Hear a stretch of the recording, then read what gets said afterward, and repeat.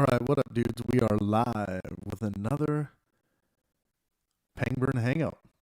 Today's topic is simplify your morality, and it's Monday, so we are with Pangburn philosopher Alexander. What up, dude?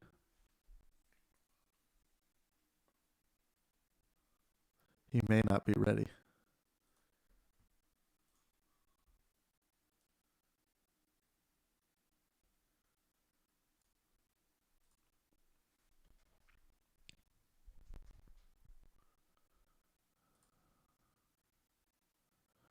How's it going, Grim?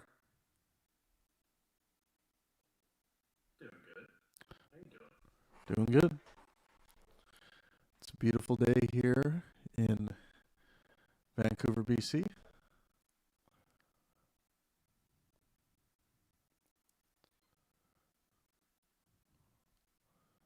Alex, are you there?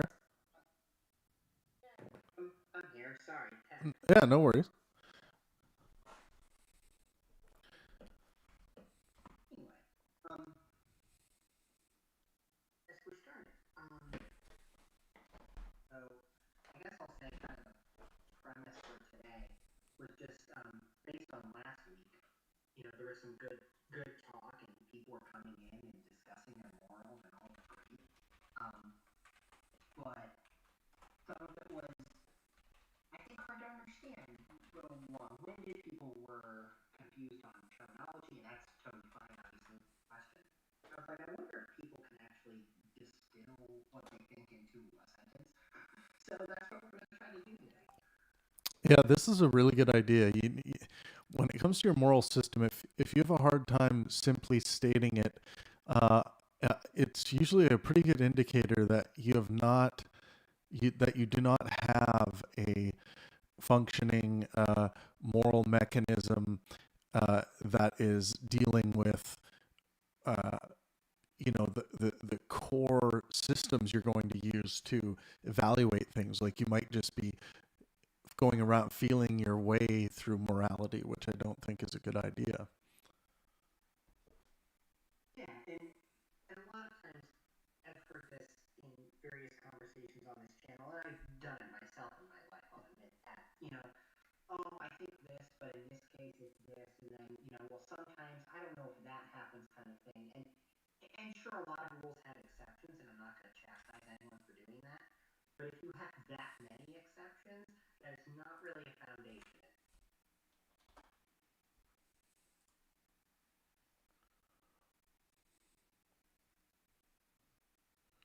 Remember you guys? Nope, you're there.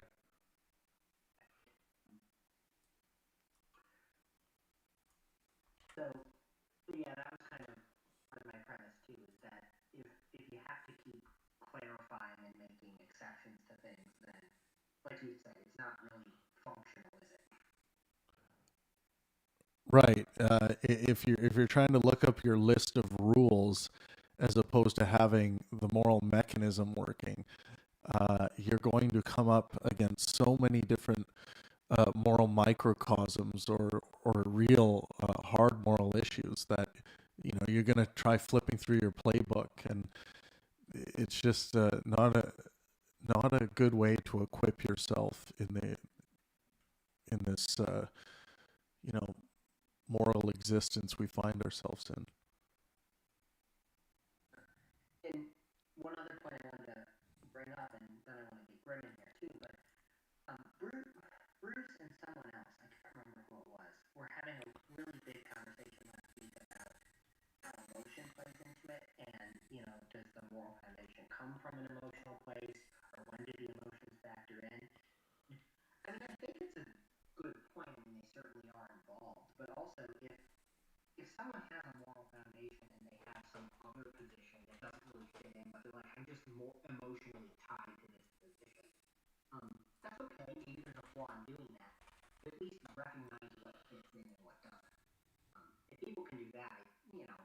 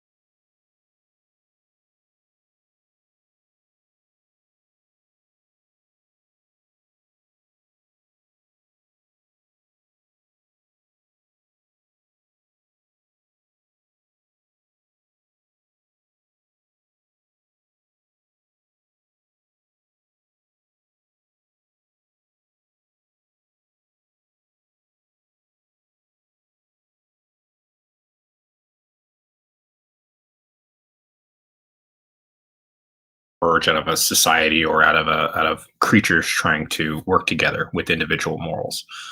So even though I might have my moral system, right, of how I'm acting, it has to also work with the morality of others. I can't just insert myself and think that I'm just, king shit and this is the way the land is going to go, because it's going to have some backfire. So when it comes to building your morals, I would say that it's about 70-30. I mean, that's a weird number. I know the weird put on it, but about 70% looking at the morality of man and then looking at your morals and trying to sync those things up. And I think values are completely individual. But yeah, to Travis's point, just to end my thought, you have to find examples out in the world. If you try to do it on your own, then it is very dangerous.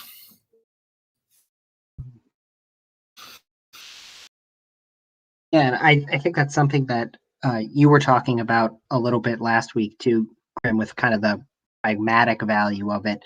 And I mean, you do have to function in society, and you do have to have a moral foundation, premise, whatever you want to call it, that other people can live with, and that allows you to live with other people. If you determine it in a vacuum, probably not going to go. Right. Consequences. Mm-hmm. Unforeseen consequences. Is a better way of putting it. I don't know. I think that a lot of people operate without really rigorous ideas of what morality is or what it should be, or and without any kind of concise principle that outlines their decision making. And I think what morality really is, or at least it might be something else as well, but what we all know that it is for certain is what I call the affinity aversion complex, which is just a really weird way of saying really strong positive feelings that we all have towards certain families of behaviors, and really negative feelings we have towards other families of behaviors.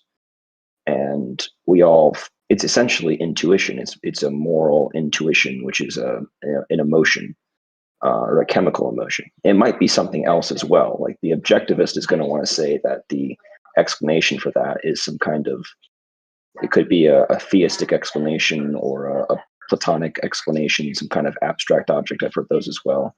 But I think most people have just never really thought of it, and they just kind of interact basally with their intuitions.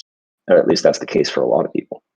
I guess so, which is why the most frustrating thing, I think, when we're going to have a conversation about ethics and we're arguing about some kind of ethical gray area, like take the abortion issue, just because it's such a good example of this, where a lot of people have conflicting intuitions. And the typical way the conceptualist progresses is by highlighting how different lines drawn in fetal development. So, for example, the heart rate, if you're going to say that it's okay to have an abortion before, it's okay to have an abortion afterward, the way that the conceptualist position progresses is by successive reductio, which is just to point out that that principle is applied erroneously if I apply it in other situations, it seems to conflict with your ethical intuition. And so in a sense, the ethical intuition, but literally the way you feel about something, is the currency that any ethical principle gets cashed out in. Ultimately, it's how palatable is the principle that you've kind of forged. How can you apply it to the situations where you have a very strong intuition, and if it gives you all the right answers in those situations, can it give you the right answer in a situation where you're not quite so certain what the answer is? And so it's like calibrating a compass like that.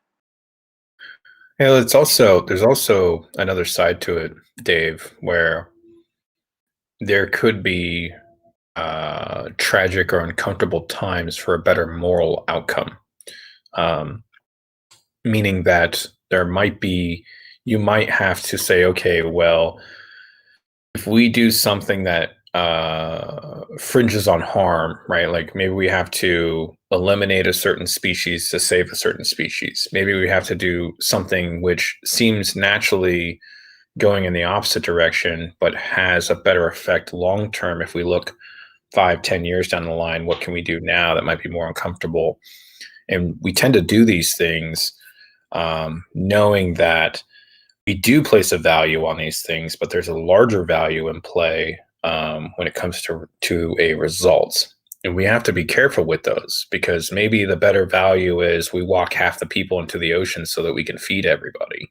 And that can be a little bit dangerous, and our morals become really gray. And so I think that there are some interesting, I like what you said about the values and how we're emotionally involved. Some people, though, are also able to kind of put that aside so that they can be emotionally involved in an outcome, and things get a little hairy.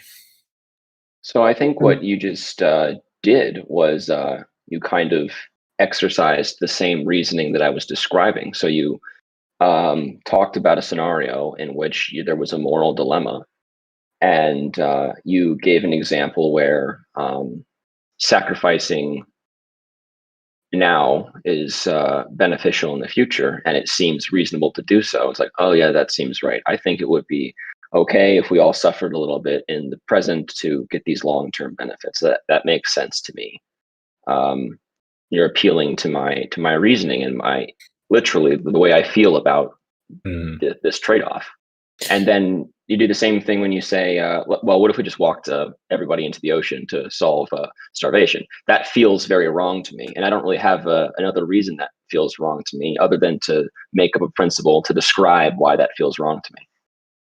But it is fundamentally that it feels wrong to me. And that's what makes it seem like a bad moral principle if you had one that suggested we could just walk everybody into the ocean.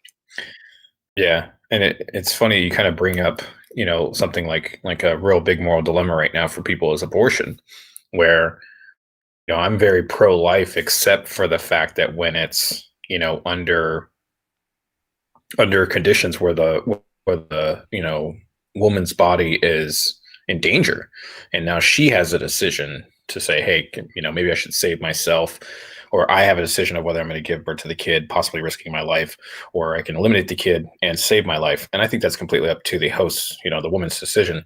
But then the only reason I have for value of why I think that is, instead of going to this, well, are they alive at 7 week, hard problem, hard consciousness problem, things like that.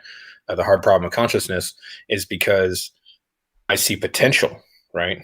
And potential, I think, also plays with my morality and my values, where I see something like, a woman is pregnant, there's potential for a life, a human to come into the world.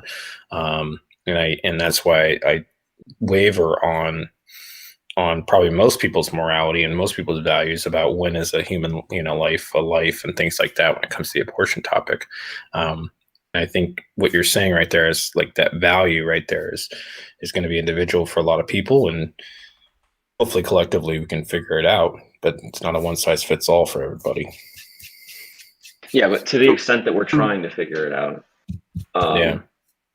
if I were to say, sorry, go ahead. I'll shut up. That's okay. I just want to jump in before we get too much into the weeds on something like abortion, which we can certainly talk about. I want to give people the opportunity to kind of start with the premise for today. So the kind of goal for today, if we can do it, is for people to be able to state some kind of moral foundation for themselves in as simple of language as possible. 10 words or less if you can, not extremely convoluted terms that no one else knows if you can. So if anyone wants to take a stab at that, at trying to lay out some simple moral foundation, and if there's terms other people don't understand or that don't seem to make sense, we can jump in and question that. I have one, but I've been talking, so I'll let someone else go. Hey, if you have one, go ahead. We'll get around to everyone, trust me. All right, just to break the ice then, I'll just make it short and sweet because it is kind of convoluted. But so I have a principle that I think I've calibrated it by testing it in scenarios where it maps onto my ethical intuitions. And the idea is that if it maps onto my ethical intuitions, in most scenarios, I can trust it to guide me. In some scenarios where I have conflicting intuitions, like the line for abortion, for example. So this principle only maps a portion of what I would call the ethical space. And by that, I mean it describes our collective intuitions quite accurately, but only within a certain domain of morality, not the whole space. So kind of like how, I don't know, like Newton's physics only describes like partially or approximately like one part, or relativity only describes like one part of physics. Mhm. This is the same idea. So as a theory for what, let's see, the language I usually use to say this, as a theory for what I would call resident or inherent morality, which is, we have this kind of, a lot of us have this feeling that certain entities are valuable in and of themselves. And so transgressing against that entity is kind of a crime of varying magnitude. So if I kill a human being, that's kind of an atrocity. You know, if I kill a dog, you know, I'm a dick, but it's not as bad as if I killed a baby. If I stepped on a cockroach because my girlfriend didn't like to see it in the house, I'm just kind of doing what I'm supposed to do as a human being. Nobody's going to look at me. No, probably, unless you're like a really Janist type person, nobody's going to give you a second look or raise an eyebrow because you stepped on a spider or something. And so it seems like there are different levels of value in different conscious systems. And I think that the types of systems that, and when I say there is inherent value, I'm distinguishing, I don't care if there actually is inherent value or if it's just the case that we all feel like there's inherent value there. The point is to map our intuitions. So if our intuitions are fundamentally subjective, that's fine. I just want to map the space. So I think that the kinds of things that we value with inherent value, inherent worth in that way I just described, are what I would call conscious data systems. Don't want to use biology, conscious data systems. And the variable that controls the degree of value is the capacity for, I hate to use this language. So the capacity for the lucidity of the internal phenomenology. That's what controls the value of the conscious data system, I think. But if it's not a conscious data system. Can you explain the lucidity of it? Yeah, explain it. Yeah. So the idea is that if you take something like, so you can actually kind of measure it empirically. So if you take the field of zoology or cognitive zoology, and you look at something like a chicken, you can measure certain features that are something like episodic memory. Episodic memory is the ability to remember things that happened to you in the past. There's another cognitive ability called self-projection. I don't know if that's actually the right name for it, but it's basically the idea to picture yourself in another scenario, like in the abstract. What would it be like if I were here or there, or a theory of mind? Yes, but it's also, they kind of quantify it by time, because like chickens, for example, can't teleport themselves much more than 10 minutes into the future. They can't plan for anything longer than 10 minutes into the future. So you can kind of quantify it like that. But it's these kinds of abilities that control not only the value that we see in an entity, but also the degree to which these entities can suffer. And the lucidity just means how clear, and I don't want to use the word beautiful, but how clear and rich is your internal experience.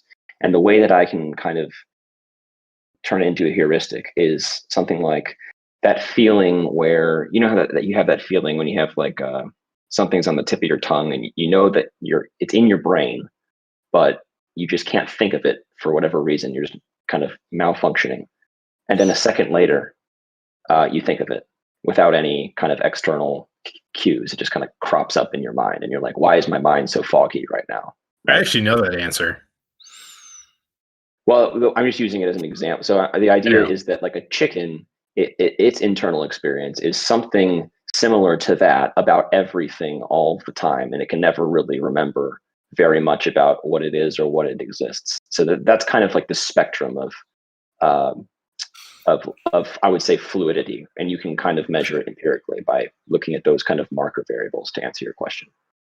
So just because we have foresight, right, we're able to kind of use our knowledge and our wisdom to kind of foresight to predict the future, to kind of define our moral landscape, right? And this can be done with our creative side of our brain. Is that kind of what you're talking about when it comes to that lucidity you're speaking of?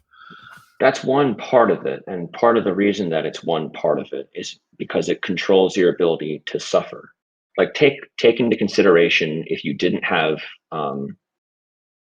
any episodic memory prior to 10 minutes ago, you couldn't remember what happened at any point, what happened longer than 10 minutes ago. You just never have any idea. Which is kind of like, not exactly, but it's kind of like what a chicken experiences, right? Or amnesia patients. Got it. Essentially amnesia. If I were to put a chicken in a cage for, well, if I were to put you in a cage for a year, that would be, you would suffer a lot just from being in there. But if you could only remember at any given time that you'd been in a cage for 10 minutes, you couldn't suffer quite as much in exactly the same way, because you couldn't feel the mental desperation that you've accumulated over a year. That feeling would be off limits to you as a dimension of suffering. You could suffer in other ways, but that way would kind of be foreclosed a little bit. Sure, but Yeah, I want to jump in here, because there would be a different kind of suffering. To specifically use the example of someone who cannot form new memories, has effectively a 7-second memory. You're talking about someone who doesn't remember they've spent a year in the cage, but every 7 seconds they have to realize they're in a cage, which is a very different kind of distress. You could realize you're in a cage, but I would argue that you would be in that exact same state kind of eternally. And the feeling you first get when you're like, why am I in this cage? That's a little bit odd. For 7 seconds isn't remotely comparable to what you would experience if you were locked in a box for 1,000 years. You would probably go insane. You're assuming that first moment is just going, I'm in a cage, and that there's no element of that experience that is elsewhere encoded in memory that you may not have access to, but that affects you.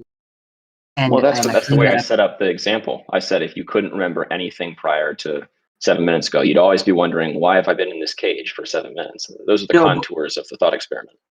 I know, but what I'm saying is, from a psychological perspective, with people who actually do have a 7-second memory, their experience of new things in the moment is often very distressing, and there is some evidence that there are parts of their prior experience that are somewhere in their mind that they may not consciously access, but that do compound distress over time. Hey, Alex. So, I just wanted to mention that just due to popular demand on YouTube, everyone wants to hear from Nivik next. Okay, we can jump to Nivik now. Just whenever you guys are done. Give the people what they want. Due to popular demand.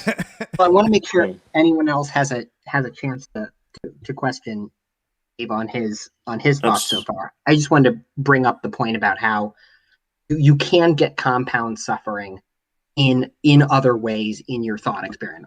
It's still a good thought experiment. I clarified that from I would agree with that.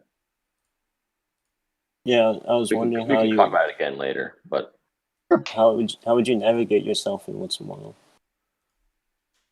Because you have to have, some people can be guided into a false sense of premise of what's moral, where people in the past did things that were bad, what they thought was moral, but it wasn't. So you have to know how to navigate not going to an extreme or the other. How have you navigated your morals, Nivik? I would navigate for myself and for the benefit of civilization as a whole, to have a mutual understanding of the betterment of self and that civilization. In the good, in the better good for all, and that's what America was about. It was universal in its belief of all men being created equal, pursuit of happiness, equality, opportunity, freedom, justice, for all, and having that understanding where I had a conversation with Alex in the past. He was saying something like, if you compromise, then I can just take 100 people and kill 50, and that would be a compromise. And I said, well, no, that's an extreme. That's like a person taking a car that's worth $1,000, saying that he wants to sell it to you for $1 million. And guess what? He'll do you a big favor and sell it to you for only 500,000. That's still a false premise. That's the example that he pretty much gave me. That's not the, you have to understand, like, if it's for the benefit of self and all, then no, I'm not killing anyone. You're suckering me into thinking like there's a compromise there, but there's no compromise there. And a lot of times people do that with people. I see people falsely manipulating people's minds and thinking something is one thing when it's really not. It's something else. Like a lot of people here, they're screaming communism, and America's nowhere close to effing being communist. America is actually, like, the left is far right in other countries. But a lot of people, they're just, they don't know how to navigate their minds in finding where the center is, and people have to find out where the center is of things. And I don't think people, because like the Overton window, their Overton window gets manipulated in thinking something is over here, but that's not really where the center is. It's somewhere else. What was the topic? The morals, and I said morals for self and for everybody else should be taken into consideration to say what is, to navigate what's moral, because sometimes a person can have a false perception of what they think is moral. They think their opinion is moral, but I think moral is universal. Hey, Nivik. Hold on. Oh, go ahead, Pangburn. Yeah, I was just gonna say, and just so you know, in case you missed it, today's task is going to be able to simply state your moral foundation, or where you get your morality from, in a very simplistic way. So that'll be your task and everyone else's task today. So, I just wanted to restate that. I'm excited. So a compromise between two ideologies, conflicting ideologies. Everyone. So I say a compromise between two conflicting ideologies, because a lot of times that's where people butt heads. One people always have different views, and they should compromise down the middle. For if I can, that's for everybody. I want to challenge you on something a little bit, Nick. Go ahead. When we talk about a moral foundation, we want to find something that is as universally applicable as possible. And I get what you mean by compromising between conflicting ideologies.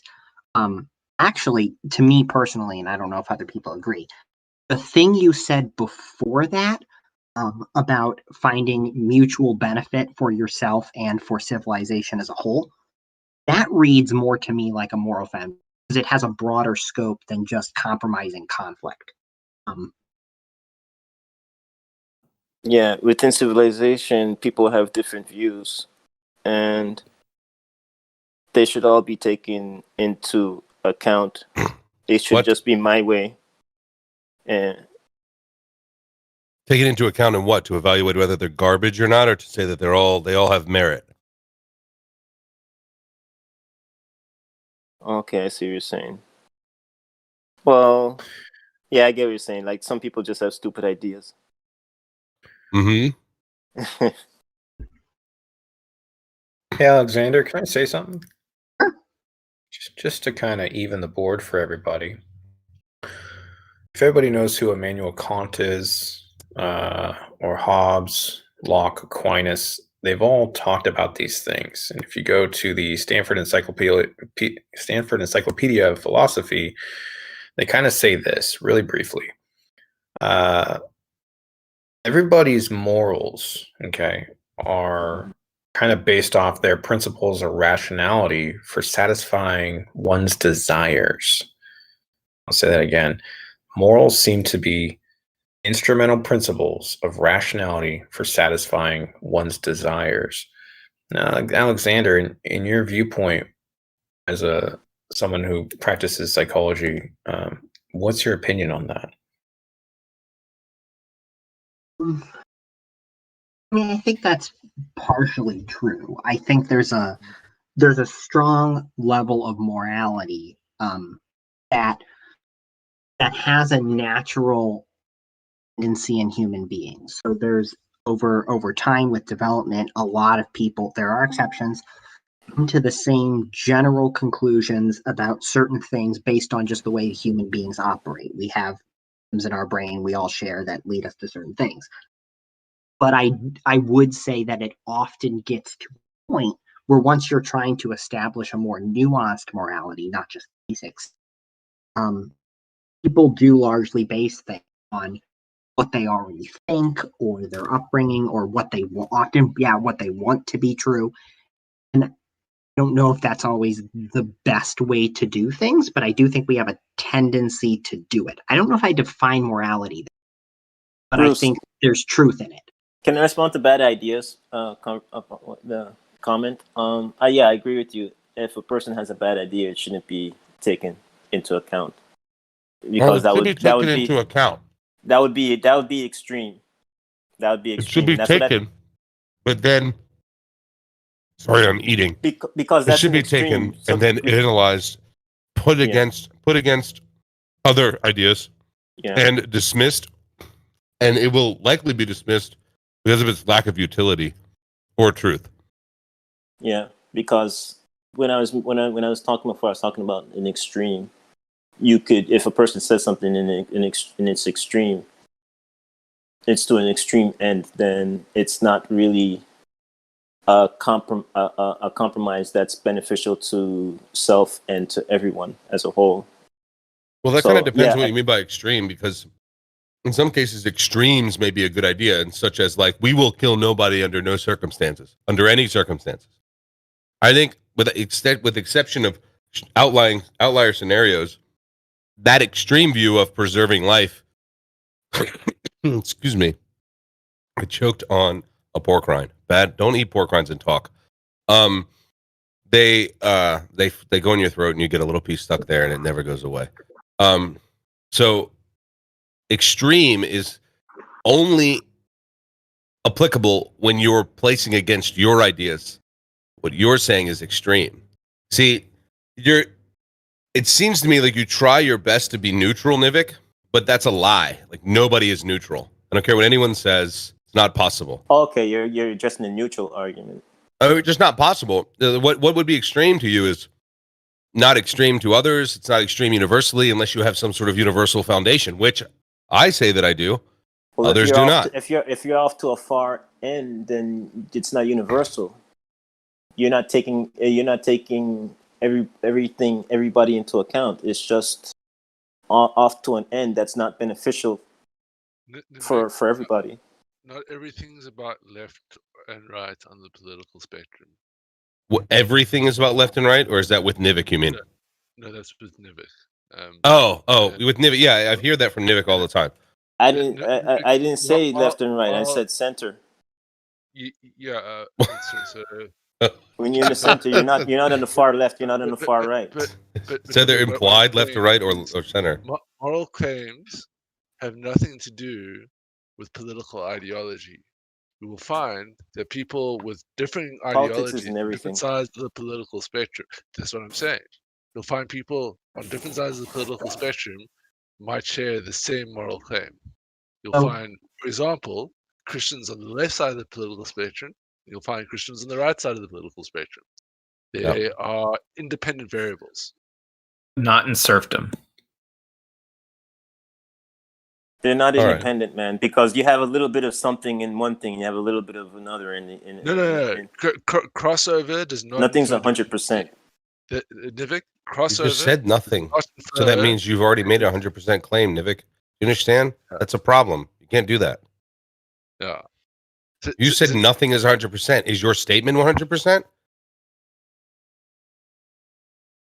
Well, the only thing you could be certain of is that's the only thing. Yeah, that's the only certainty of 100% is nothing being 100%. They're happy. I would agree. I don't think that's a fair, logical place to be. Is what I'm saying. It's too. Yeah. That's doing the thing that you very much don't like. Is what I'm saying. Nivik, I promise you, if I shoot you in the head, you will die every time. You guys are too one-dimensional in your thinking. That's the thing. You are, sir. Nivik, what we're trying to get you to do is stop being one-dimensional in your thinking. In every conversation we have, I have a compromising mindset, and everybody here is a right-wing mindset. That's what it is. And I'm whoa, dude, Nivik, what are you? How old are you? Are you a child, Nivik? Nivik, hold on, dude. Like, we're trying to get you to stop thinking one-dimensionally.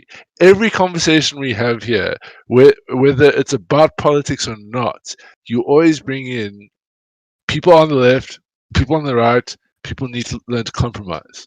And while that is a true statement, and I do share your thing there, and I'm great that you identify it as one-dimensional. I don't see how that's one-dimensional. Could you? Well, every time you're asked to give your viewpoint on something, it boils down to left and right. There's no left and right conversation. Not left or right. Left and right. Boils down to left and right and center. No, left and right, not or right. Okay. Yeah, left and right, and or center. But either way, when we're talking about moral claims, they have very little to do with political perspective. Yeah. They are a foundation upon which you use to interpret and navigate social interactions. Right. You think politics are separate from morals? So Bruce deniability, give me a second. I want to clarify something with Nivik. And okay, go ahead. See if we can get out of this political. Yeah.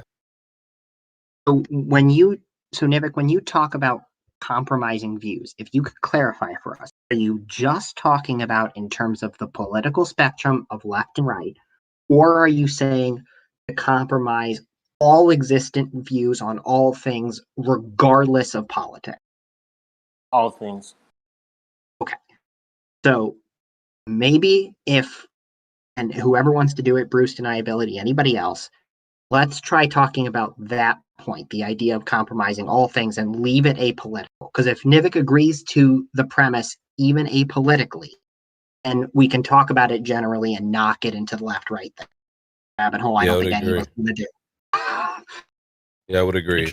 But the politics is what decides. Okay, let's proceed as if it's apolitical. I'm going to offer you a criticism.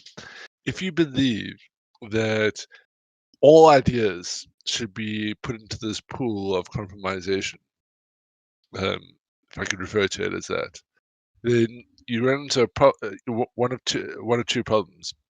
The first problem is not all ideas are equal, and considering them equally like that would be a false endeavor. And secondly, you might run into morality by majority, and morality by majority is highly pathological. Well, what I'm saying is there's naturally one side and an opposite to something. That's always going to be, and you have to meet in the middle. Who is saying it's one side and an opposite, though? Like you're creating some sort of straw man that it looks like a yin yang sign. Yeah. What where is this existing? That's why when I mentioned my view of capitalism and socialism being both of the same, they're both connected. They're not separate from each other. People have a mindset of, I'm just pure capitalist, but I'm like, you have to have a social. I get the capitalist side of reward and gain of the individual, it has to come together with the social side of the group. and Vivek, hold on. people are just. Are we I'm just talking telling you. about I'm telling you how economics, society. I'm telling you politics, how or Stop with the morals? politics. that's how society is. Vivek, People hold on. people Vivek, people let's have one way try. of thinking.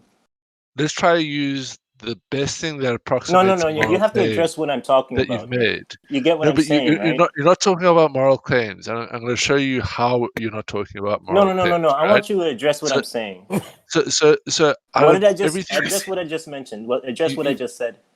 you just said a whole Heck, stuff no. about politics, and that's not the I debate, just the conversation said. point right now. No. Address what I said about capitalism, and socialism. It's got nothing, Why are you derailing? It's got nothing to do with It's- morality. yeah, man. My point is, things are of different mindsets. And What the hell does that mean? Do you understand that you're just like vagaries and like these sorts of like platitudes? It doesn't mean anything. And also it's off topic. Okay, here's Now a, I'm playing referee, which is not a place that I want to play. But like let's be fair here, like you got to stay on some sort of topic. Otherwise we're off in la la land and it's a 2 hours of nothingness. Here's the question I'd like to impose just to clarify things, maybe the current situation is what's being implied is it that morality cannot exist in the absence of the social construct that we know to be politics? If we have two people that were stranded on an island and there's no social construct of politics, are we asserting that this morality can't exist without this? Because that seems like the kind of direction this conversation is going. Well, morality is evidently a property, an emergent property of social hierarchy. So if you're one person on an island, there's literally no need for morality because there's no one to interact with. If you're two people, now you have some sort of social contract that you need to respect. So in that case, morality is applicable. Where people conflate is political hierarchies are social hierarchies and they perform social functions. And they think because that these are social hierarchies and they perform social functions, that they have something to do with morality. And more often than not, the decisions made in structuring these social hierarchies stem from a foundational morality. So, as an example, our legal justice system has the underpinning moral claim that you may not cause undue harm, injury, or loss to another human being. And from this moral foundation, the rest of the complex legal framework has arisen. So there is some interplay between morality and politics, but your political views can be entirely separate from your moral views. As The an things example, that people did politically, and it was bad. It was bad. Yeah. Hold on. As an example, you'll find Christians on the left side of the political spectrum that support Bernie Sanders, and you will find Christians on the right side of the political spectrum that support Donald Trump. Two diametrically opposed political views, but people that share the same moral claim of Christianity. So there are very much independent characteristics, and just because you will find some overlap between moral claims and political ideology is not indicative that they are dependent on each other. They do vary independently, and that's just a fact. I'm going to unmute you now. Don't bring up politics again, please. I would try to clean that up a little bit, deniability, as if you were on an island, yes, I think morality would exist because morals and the principles of morals have to do with one's own self and how they're interacting with the environment, regardless of whether there's other people there. It's how you harm other creatures. It's how you harm yourself. It's how you give to the land.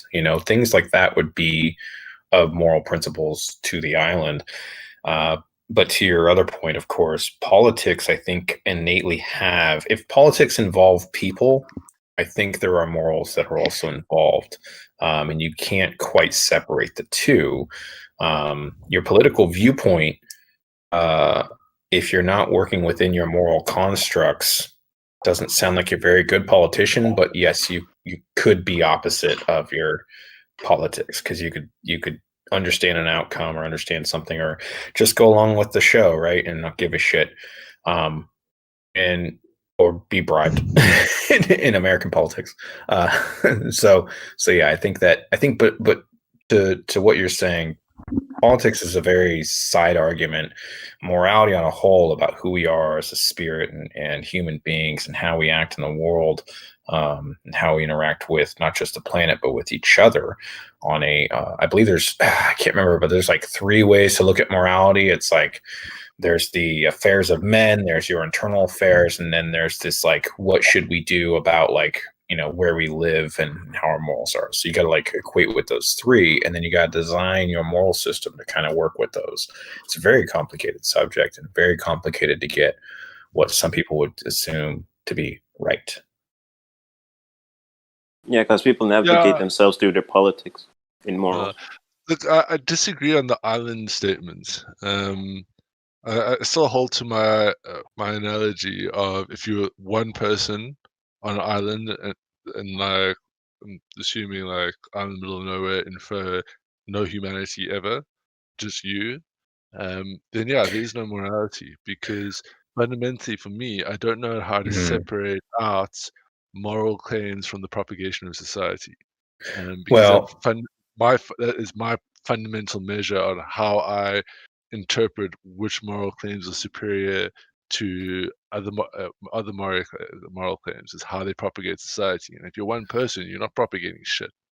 well, then I would say, that you're speaking about society's morals, but you got to understand that when it also comes to your morals, right?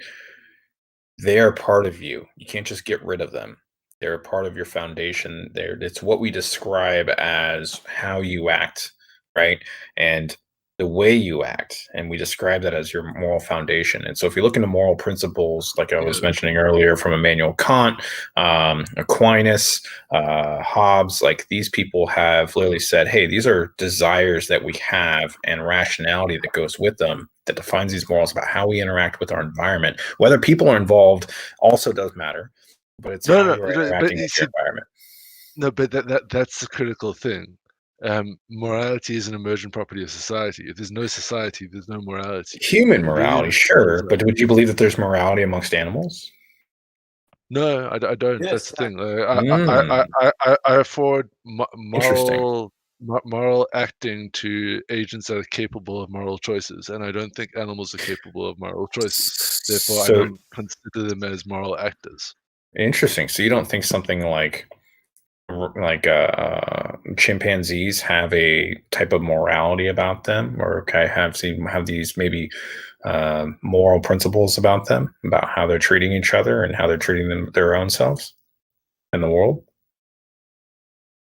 No, I think they've got very primitive social hierarchies that distinctly lack rational conversation, and that's kind of where I see morality resting. Is we have rational conversations about what's right and wrong, and specifically why.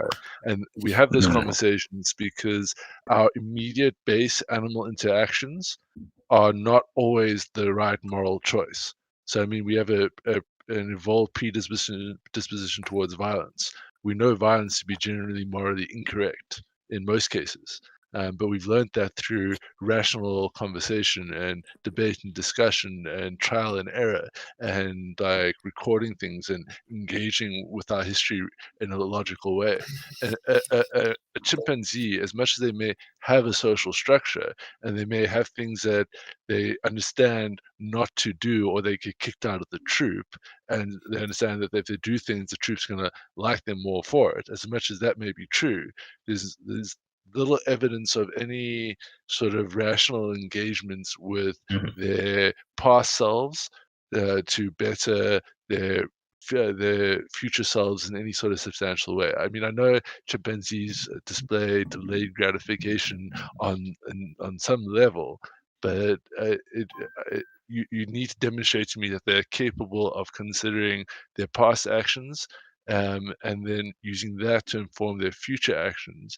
And then equally so, morality is about considering what's best for you now, what's best for you in the future, and what's best for society now, and what's best for society in the future, and using your moral claim to navigate that complex decision making.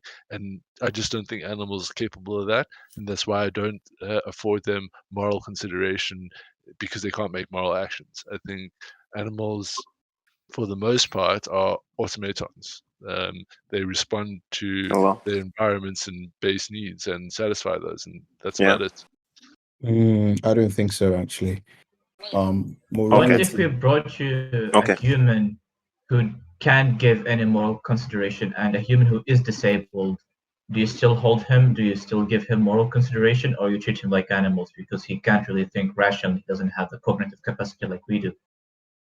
This is and he has a good point. When you don't have an epistemological center, when you're only in your own fallacious autonomous reasoning as to what is constituting a human being and why they have meaning. See, in the deniabilities world, it's all materialistic and based on your own perception, as opposed to an ultimate epistemological center that would make that individual worth something outside of objective viewed reality. So when they have a disability and act like an animal, then you have the possibility of treating them with a moral standard that you don't create yourself.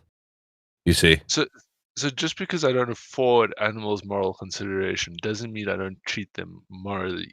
Those are two. There would be no reason to, though. Yeah, that's a very slippery slope thing.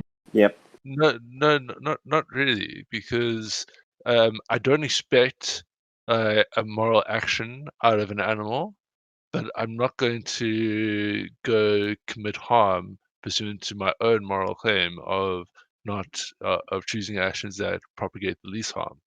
So I mean, it's I can certainly see that mammals experience suffering and they experience harm, and I just can't go treating them any which way without violating my own moral claim. They don't go out of their way to hurt you just for the sake of it. Human beings have been known to do stuff like that. Hold on, Niven. And as it pertains to the challenge of if I would treat a retarded individual that for some reason couldn't understand what they did was wrong, if I would treat them differently to, for lack of a better term, a normal human being, yes, I would. And if they, for example, violated a moral code, like they committed a murder, well, I mean, I doubt they could commit a murder because you'd have to prove intent.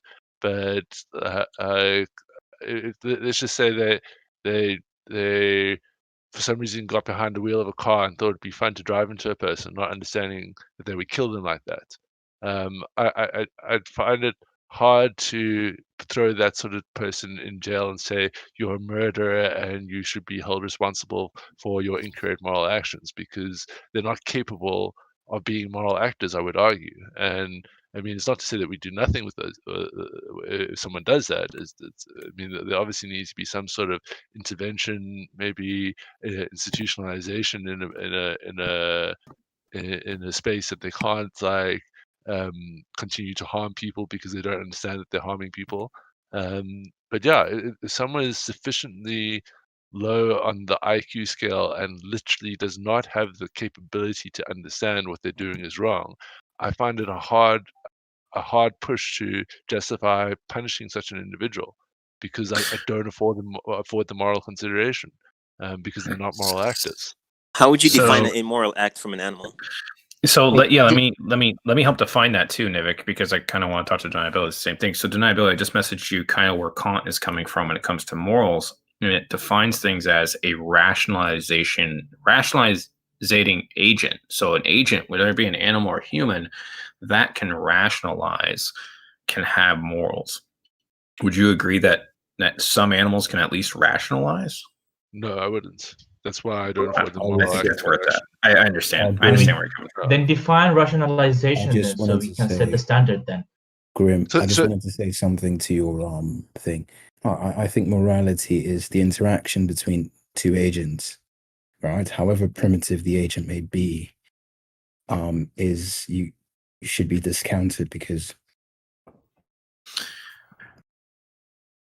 Well, possibly, but I don't think it's between two agents. I mean, I understand that, but I think that there's something moral about doing something for your environment, and the environment's not the agent. I am.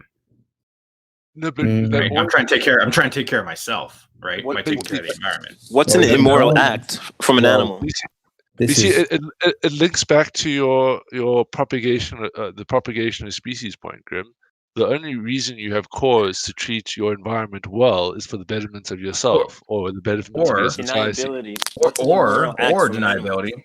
Or deniability. If I'm passing by a planet and I see that there's something terrible happening to this planet, and I go and I fix what's on the planet and I leave knowing that I did something good, right? And I'm like, well, whatever. It's going to benefit, maybe or not benefit, but it is in my desire, which is what I said earlier about Kant and Hobbes and Aquinas, all saying we think morality has something to do with our desires, with what we desire. And I would say that monkeys and cats and dogs and many other mammals and many other creatures on this planet have these desires, have this rationality. I think there are moral codes in there that we see that is very interesting. Like when you see animals, like someone mentioned on YouTube on some of the comment section, we see an animal save another animal. Like, what the fuck is that?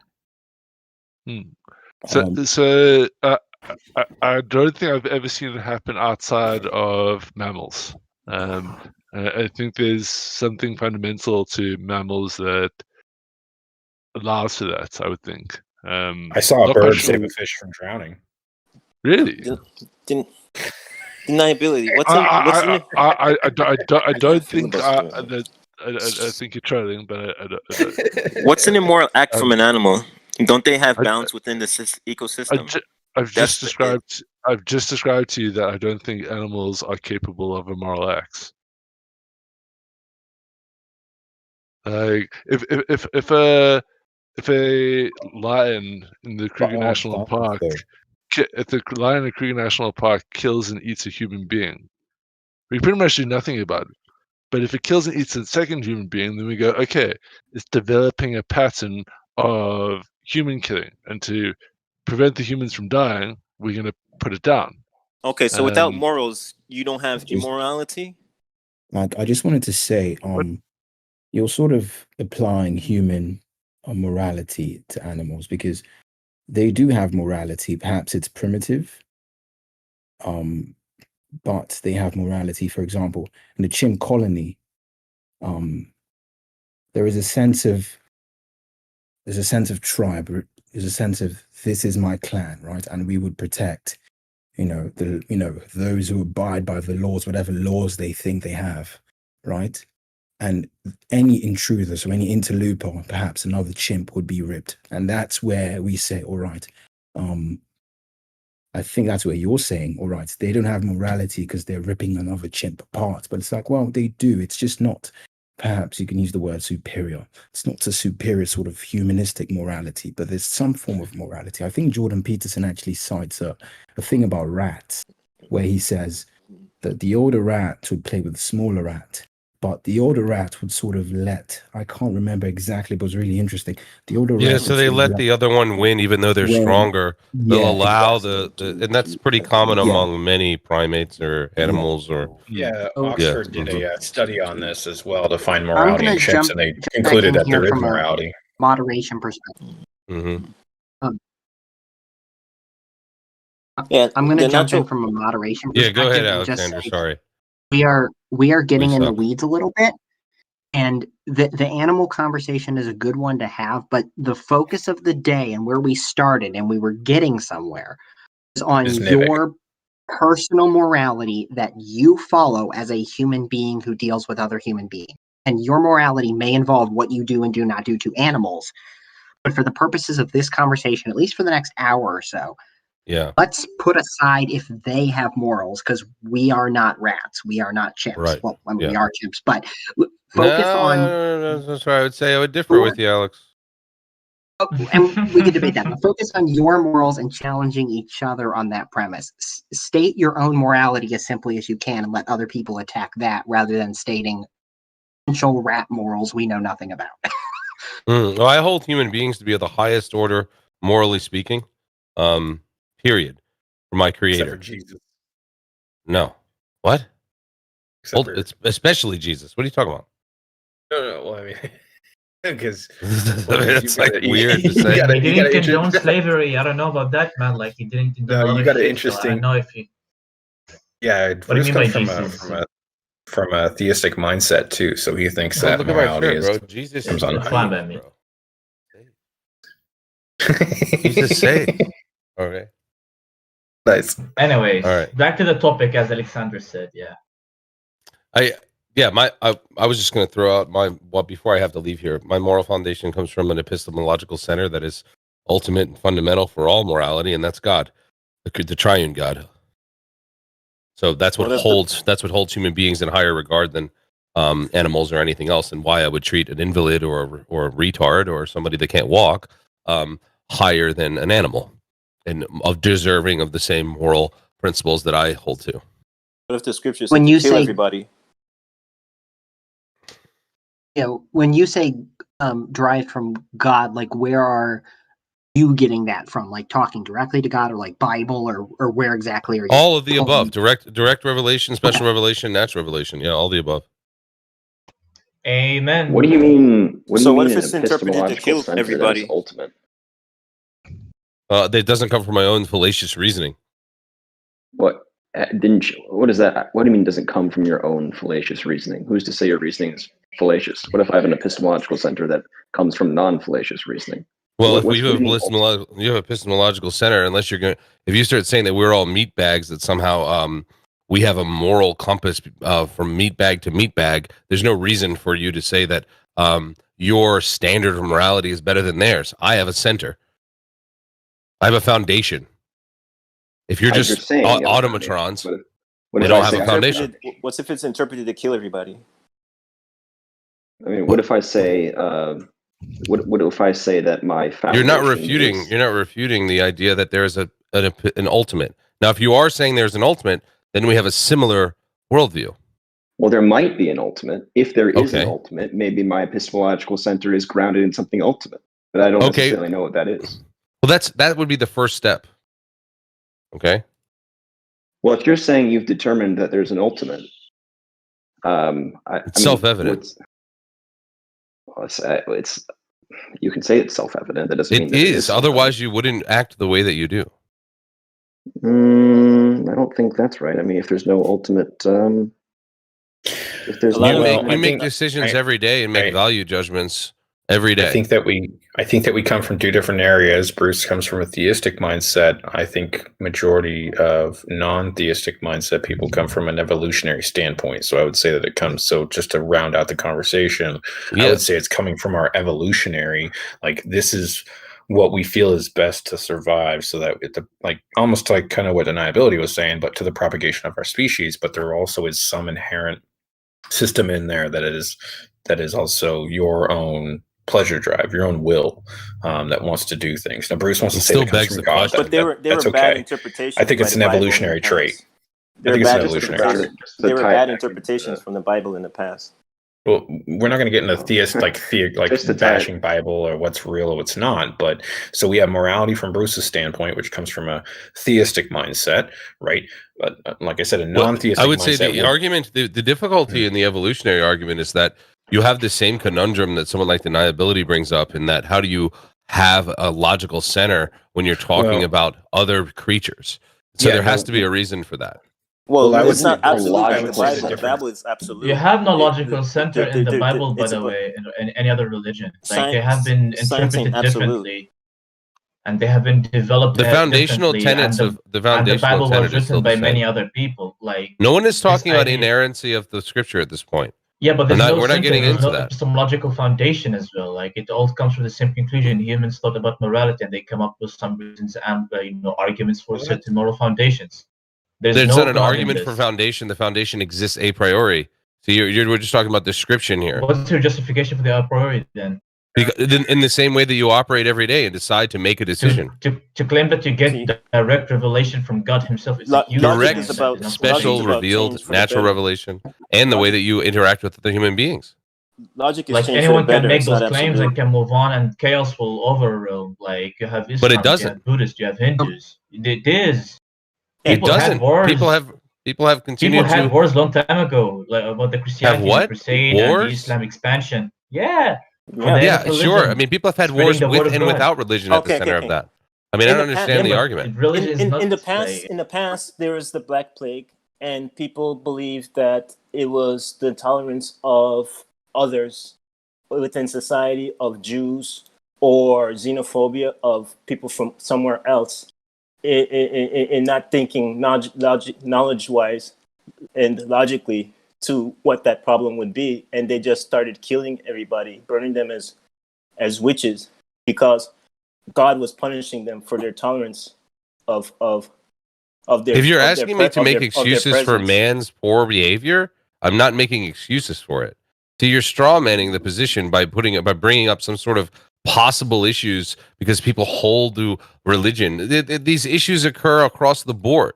So this isn't an attack on religion. This is an attack on man, and the attack on man is regardless of the issue, regardless of the moral foundation. You still have the same output. Why they did the bad things they do? Because they were anti-open to other No, viewpoints. before the theory of evolution, that was an untenable position. Atheism was laughable. And this is actually talked by Dawkins himself has said that. If you're anti-open to different views, you can't think in taking in different perspectives, knowledge-wise, and be able to rationalize to come to different conclusions. You would come to false premise conclusions that it's the Jews. David, stop. You're all over the place. Are you guys, be careful. When you guys have this conversation, be careful. Are you arguing with Bruce about his morality? Or are you arguing about things that are in the Bible or how other people might use those concepts? Yeah, that's a different thing. altogether. I'm arguing the claim that is psychologically founded, that is very thinking core. thinking delusionally voids of fact and logical thinking makes you do bad things.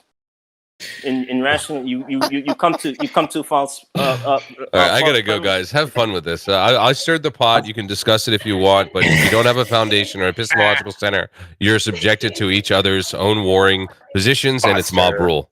See you later, guys. All right, be good, brother. I think let me round it out a little bit. Let me round it out a little bit. Bruce has a theistic mindset, and let Grim talk. So Hitchens put it really well. Left to their own, people will do good things. Good people will do good things, and wicked people will do wicked things. If you want good people to do wicked things, that takes religion. I agree with that statement in a lot of ways, but to say whether that's from a God on high or whether that's just people, who's to say? Nobody has proof there isn't a God. Nobody has proof there is a God. Otherwise we'd all believe one way or the other. So let's just move forward and say that's Bruce's moral landscape. That's where he thinks it comes from. I'll give the counterpoint. My moral landscape, I believe, is evolutionary driven, and I think it's to the betterment of my species and to the betterment of my species on this planet. And so I think of myself as, doing good for myself and others, as if it's going to line up with my moral foundation and what I do. And it's pragmatic, which means it can change. Okay, where do I start from? So the problem with evolutionary foundation is that it's not necessarily it is wrong. It is usually a part of evolution, but it's also usually a part of rationalization as well, because evolution doesn't give a fuck actually if you really die, if you flourish or you exist. It's all about natural selection. You can have very bad things that comes from evolution or random mutation that can end up with the species. I have a comment to that, by the way. And who knows, maybe our distant future as human species, because we have those genes to actually kill each other, and we had actually went through many horrific wars, the World War I, the World War II, the Cold War, and many other previous ones at very smaller scales. So we need to take it at a grain of salt that whatever we have, whatever our naturalistic view of the world tell us, we don't need to go with it. And fallacy that if things are natural, we ought to go with it. Therefore, we need to come with a different axiom, much more robust one that can actually ensure our own stability and our own interest to actually be maintained and flourish as well. But I have a comment to that. The mind is a bypass of evolution, because in human beings, they don't have to change genetically like animals do physically to the environment.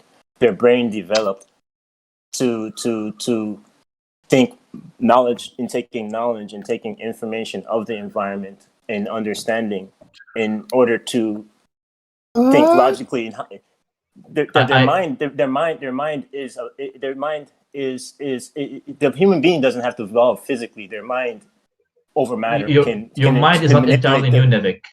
you have part of the mind that actually are very, very primitive, and that's the point. Like the assumption that we're somehow like very new species, it is largely true. Yeah, a lot of the Yeah, things brains happen are to the different. mind, but there's a lot of part of the minds that are very like primitive as well. And it's not only about the mind. You have also chemistry and chemical reactions. You have also natural, forces Yeah, empathy. that shapes the people way of thinking and culture as well. Therefore, why we have different cultures, different languages from different geographical locations. Again, like I agree about the evolution thing, but I would also expand on it that a much more robust axioms where it takes like rationality to a different level where we actually need to discuss the self and the We can ego manipulate our environment. We and don't have true to desires evolve and physically to the environment to adapt to it. We can manipulate our environment through our mind.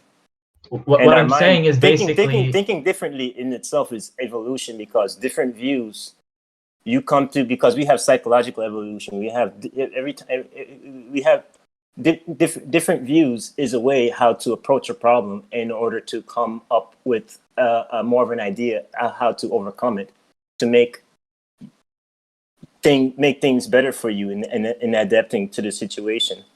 fair enough, but I don't like to use the term evolution very generally because it doesn't really specify anything and basically make it so vague that any answer that someone would give would just say evolution and done so.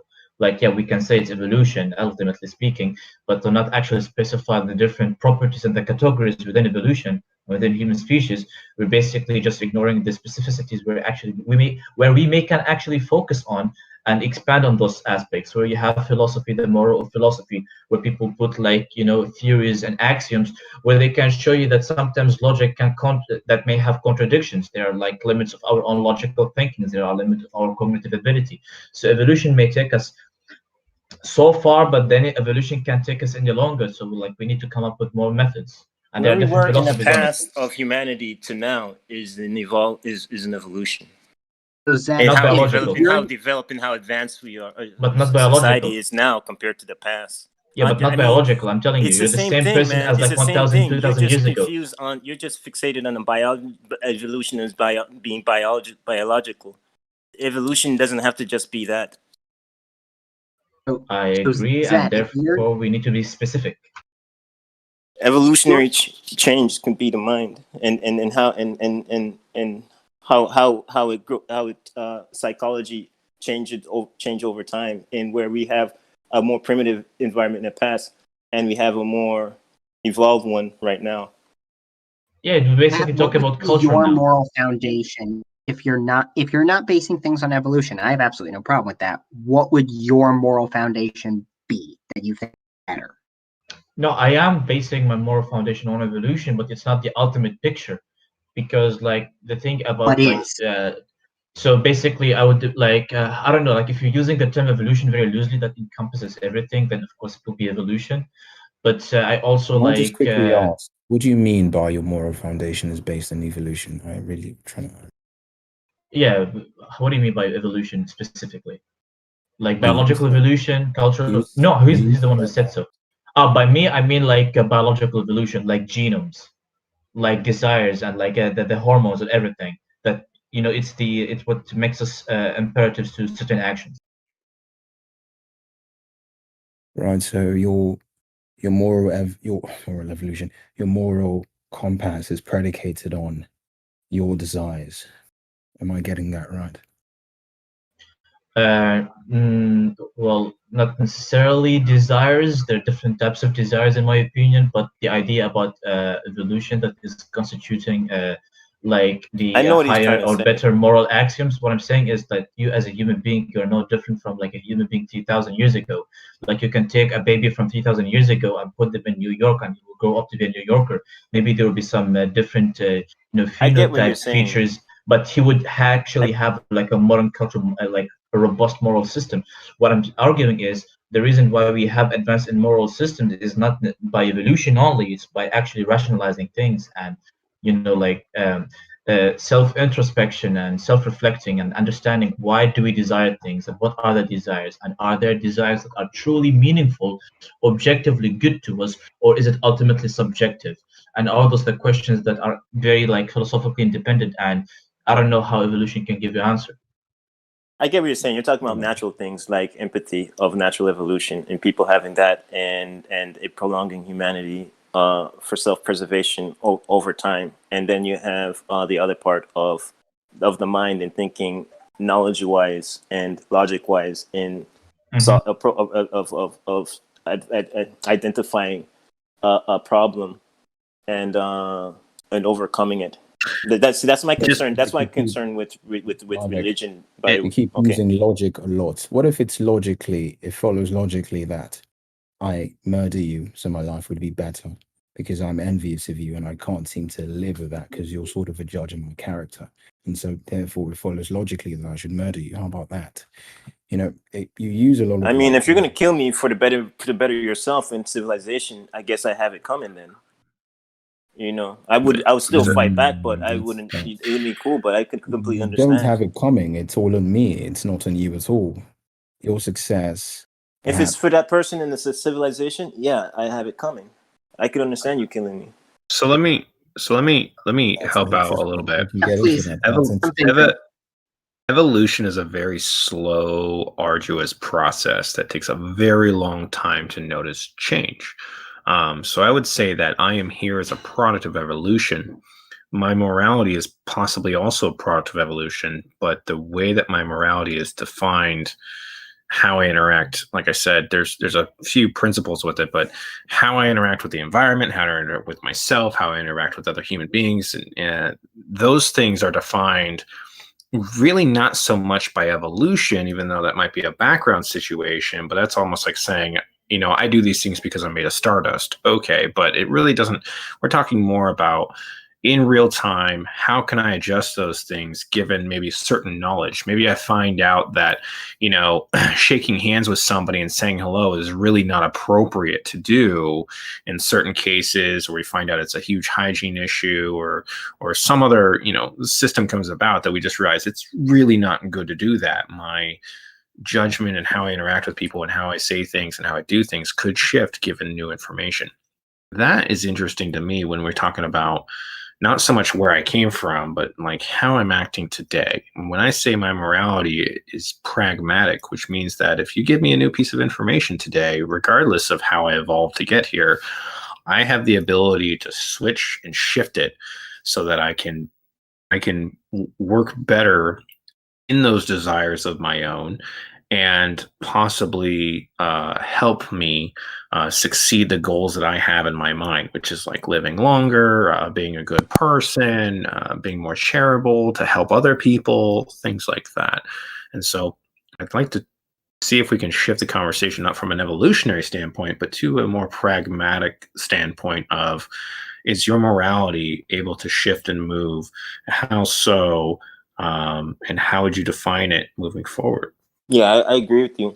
But the thing about it is why I brought in politics is that I think people just naturally think one way and the other. You know what I mean? People that naturally have a right-leaning mind, and people have a naturally left-leaning mind, and that's just how it is. Do you think people change? Do you think people change, Nivik? That's a very one-dimensional thing. Yeah, essentially you're saying people don't change. Around the world. People change. It's a bit more complex than that, my dude. It's not only left and right. It's like this redundant narrative from the mainstream media that it's left and right. It's more complicated. Like you can literally ask conservatives and leftists, they'll have more nuanced answers at least. What does that mean? Why do people think that way? That's the psychology behind that. Somebody could be giving to charities to their left and raping young teenage girls to their right. Like it's not. No. People are very complex. I don't understand the relevancy. I don't understand. Hold on a minute. I don't understand the relevancy of asking what's the psychology behind people on the left and people on the right. Like I don't know. Because that guides the main topic. Thinking. That's why. Possibly yes, maybe, but like no, I don't know. We're not. I don't know if we're talking, morality in a philosophical term now. I think we're getting into psychology a little bit now, into evolution now. Yeah, Nivik, you have the other way around.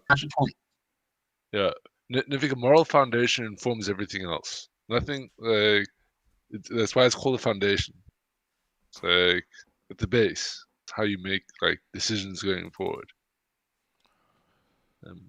I would argue my moral foundation So Yes. so far, adhering to something like like I'm still learning more about them. I'm reading more about it, but now I'm.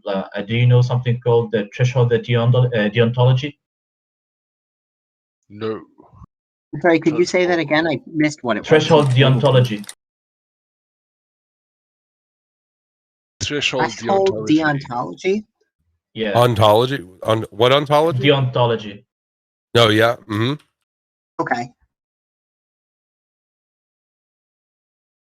You It's Kant's deontological theory or something. yeah, it's an old Greek thing. So yeah, that's like my at least moral view so far, like from what I've read. But yeah, I might change later on. I don't know what that is. Could you sort of explain that? It's a consequentialist philosophy. A bit more than that. It's like where basically there's sometimes when you have immoral acts or let's say unethical things, but they bear down huge like consequential benefits that overwhelms the moral foundation that I have, that I can't just ignore the huge amount of benefit that my action I'm taking will reside into. And Zet, what presuppositions are you making before you come up with that moral foundation? I would say ultimately going back to like flourishing my desires and the desires of humanity, because it turns back to me as well. Well, when you choose desires of humanity, you have as many desires as there are humans. Yeah, but I also see myself in every human individual, and I'm taking that into account. Where like there are many, what do you call it, obstacles that no one can really pass, and we can't really survive unless like we are really hand in hand together. So I'm trying to figure out a way where we're all on the same page, so at least we can survive as long as we can, and also have a meaningful life as well.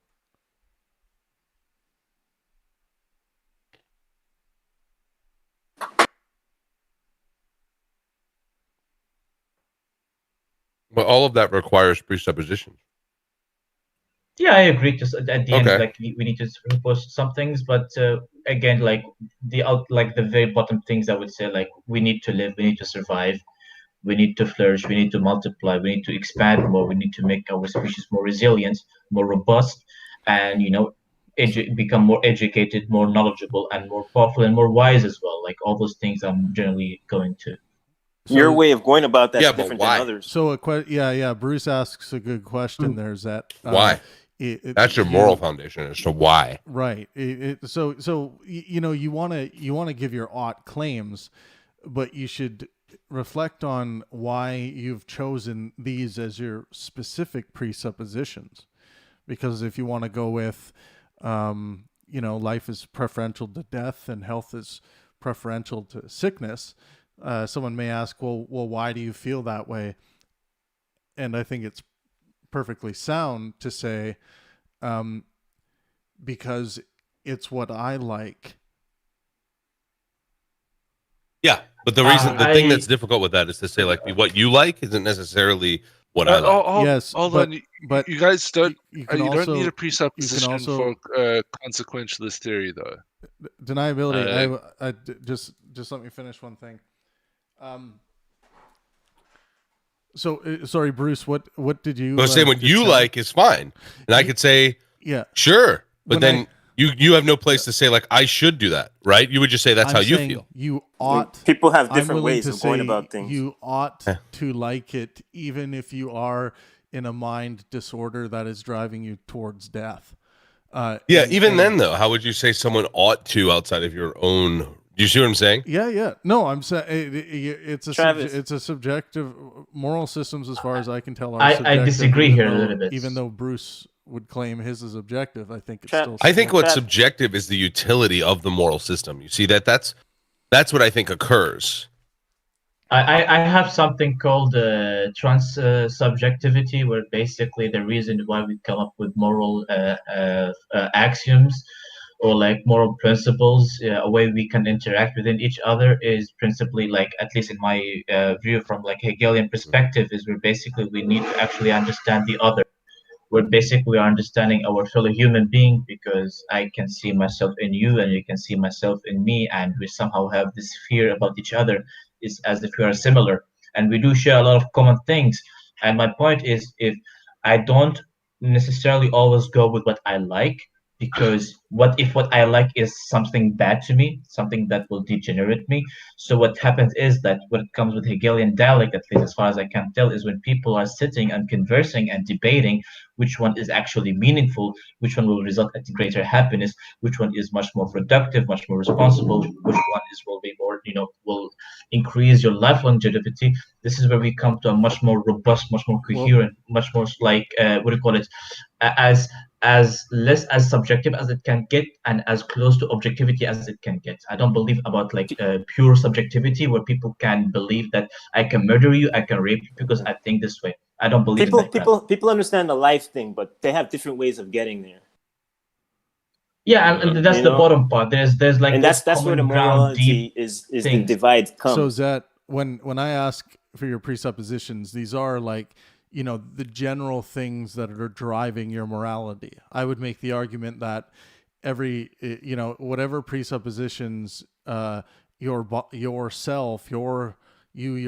as a biological entity are fine making, fundamentally come from your pleasure frequency to that idea. I mean, you find it a pleasurable idea to be healthier as opposed to sicker, right? So yeah, those things, also, those are be applied on, yeah. And then also you, it feels better for you to not feel like you're going to lose your life as opposed to feeling like, there's low chances that you're going to lose your life today. Yeah, sure, but there are some other events and context where like what I really like and which actually be like good benefits to me may actually not be good for the ultimate group or the ultimate society. Let's take, for example, sexual drive. Okay, where basically we all like having sex, I assume. Like, let's go with it, whether it's with males or females or others, I don't really care. But we all love having sex. Now, what if I want to go with desires? Okay, I'm gonna have sex every time I see a girl. I'm gonna go have sex with her. If she refuses, I'm gonna rape her. So on. Basically, I'm moving from an imperative of sexual drive. This is good to me. It does bear no harm to me. But when it comes to it, about the consequences of those things is, for example, one view, someone may view it, do I like the same thing to happen to me? Now we're getting into a more deeper thing. It's no longer about what I desire. It's about what people also desire and what I feel and what people also feel. So I think a good way to simplify that. So I state my moral foundation as being maximizing well-being for myself and those around me. And when I look at my moral foundation, I also look at if my moral foundation is consistent with the law of the land. Because if you're living with a moral foundation that is not consistent with the law of the land, it doesn't seem to be a good route to well-being or survival, being healthy as opposed to sick, or being alive as opposed to dead. Morality is a prior before the law of the land. Law of the land is a consequence of the people's morals axioms. So that's why. And those axioms are the thing that are in question. You state your moral and sometimes first. Those axioms are in questions and they do change over time. That's why you state your moral foundation first, and then you look at how it interacts with the law of the land. That's what I'm saying. Well, I think the interaction with the law of the land is just the observation, but we're talking about the axiom itself and how do you come to recognize the axiom. But after you state it, and after it's created, you have to look at the law of the land in order to refine and solidify your moral foundation. Well, that would depend on the problem there is you have to then assume that everyone shares the same axioms, which I would say they do, Bruce, but I'm making you would not. Subjective claim. Oh, I see. Well, I don't see how that functions. All morality is subjective, and again, if you want to present an objective morality, that's. I mean, I don't think today's episode is for that, but I thought that's what they were saying. Well, I think No. I'm not. I'm making subjective claims of what people ought to like, what people ought to do. That's literally in the entire realm of philosophy. Is all subjective. The subjective. It is subjective in that sense, but if you view other people, hold on. If the thing is, other people outside of my mind, I perceive them are object. If I want to be very subjective and materialistically, but I view them as object. And the reason why morality arises is between the interaction between me and that object. That's because you we can like view it in a that very different. idea. But the thing is, the idea reason. that is subjective is that it comes from the inner person, but it's also relatable to an objective thing, which is another individual. Like Yes, but don't. That's just muddying. Using that term, using objective again in that sense within the context of a conversation about morality is just bad language. Because subjectivity is not the real answer as well. Like you can't say it's all subjective because that's not. Well, it is. Raping a child is either good subjectively bad. No, it's not objectively bad. No, is it subjectively bad? Can I say something? It is subjectively bad under my moral foundation, but it's not objectively bad. It is objectively bad to me. Yeah, see, you don't understand the nomenclature. Like you don't know. I do understand, but I refuse it. Can I say one thing about your comment? You can't just refuse it. It leads to absurdities. It allows people to live and do heinous acts. You don't know what objective means then. I do know what objective means. Zed, when you said you doing it like something that happened to you is a reason why a person shouldn't do something to another person, that wouldn't deter a person from doing something bad. You have to to another person. They know that they wouldn't also like that happening to them when they're butchering a person. If you're living on an island by yourself, you don't need morality, first of all. No. Another person you perceive as an object, morality arises from. Your logic is close, but it's a little off. You would value that person just like you would value that's just like how you see value in yourself in contributing to society. You would see value in that person as a contributing factor to society in order for it to function. I value you don't value yourself, and is that person? You don't value yourself. The thing is, I don't understand myself. I value myself, therefore I value the other person. It's a consequence of me valuing myself. But the reason is because I don't understand myself unless I understand the other person. It's like negation of me. I don't know if I'm evil or bad unless I actually look at another person.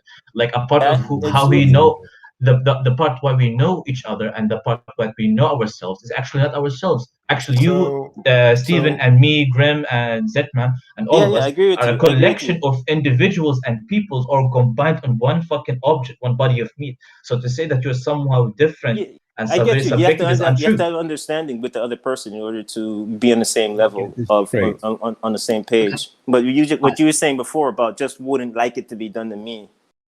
There's a reason not to do something to somebody. People. That's a very minutia thing, but that's fine. It's not like the entire thing. Let's go to Bruno real quick because I think he's been trying to get in. Then we'll go to Grim, and then I want to hear from some people that haven't had a chance to talk yet. Yeah, I just wanted to ask Setman. So your morality is not predicated on you; it's predicated on others. So it depends on me and others. You and others. Could you sort of like go over it again? I was sort of half listening, but I wasn't really.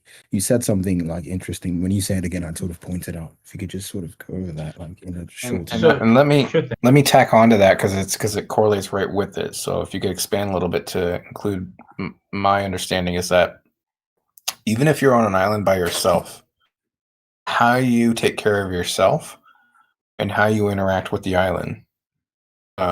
I think is also morality. Can you define how that's not morality in your answer to Bruno when you're talking about your own morals and talking about other people? Sure thing. When I speak about morality, I'm being very specific. I mean the interaction between humans so far as the discussion is around. But like you can know about the environment and you can interact with it. The reason why I gave this example of you living on an island, not conceiving about it, not like you now as a being who traveled to an island and living by yourself, you somehow still have prior knowledge of humans. What I'm proposing is an individual who had no prior of humans, no prior of interaction, and came to this island. He would have no conceptions of the morals as we do now. He may develop some type of things with him and the island, but that's fine. My main point is as a human being, as an individual, your personality, you as a self-image, is not intrinsic to you, but it's also intrinsic to the other, because a part of the other people's is also a part of you, in the sense of how I construct my personality, and how my personality was formed is largely by my parents and by the people I interacted with. I, for example, imitate many things that I see from cool people I see. I sometimes develop my personality in a way, in a shape or form that may make people perceive me better and make them maybe look at me attracted even more. So there's an action within you that actually trying to somehow simulate and make other people perceive you as something, as like, a good thing. So you're no longer subjective to your own inner self, but you're also somehow trans-subjective. What I mentioned earlier is that because you're also getting into the equation another person perceiving you as well. And the planet. But that's only if you care. Yeah, and you can expand it, of course, but it's very focused on individuals now, because that's the topic. Yeah. Just wanted to say, but that's only a property of an individual who cares how he's perceived. I mean, it's not in them doing it unintentionally or intentionally. It's just how we came up as human species. Like there is an imperative in, for example, in evolution, where we need to be accepted by society or a group. So in by evolution, to some extent, we are shaping our personality, our ideology, and ourself to somehow be suitable and equitable and also preferable to other humans as well. And therefore your personality is no longer intrinsic to you. Like you're not the source of this type of personality, or you're not the source of this moral axioms anymore. You're the source of it, and also the other people that you're perceiving. So it's no longer purely subjective, it's trans-subjective, because now you're including other people who are outside of your subjective realm as well. I mean, the two things going on there. First, you're presupposing that all individuals who inhabit societies care about how they're perceived, and secondly, the argument seems to hinge on the commonality in morality. So, for example, in a family setting where you may have a brother, sister, father, mother, they would typically share a foundational morality. Hence, they care about how they're perceived in the family and whatnot. So, but outside that, it may be different. So it doesn't seem to be clear to me, because I would like others to perceive me. Perhaps this is your argument. I'm not sure. It doesn't seem clear to me. Perhaps I would like others to perceive me in a reasonable or a good light. Then I should behave a certain way.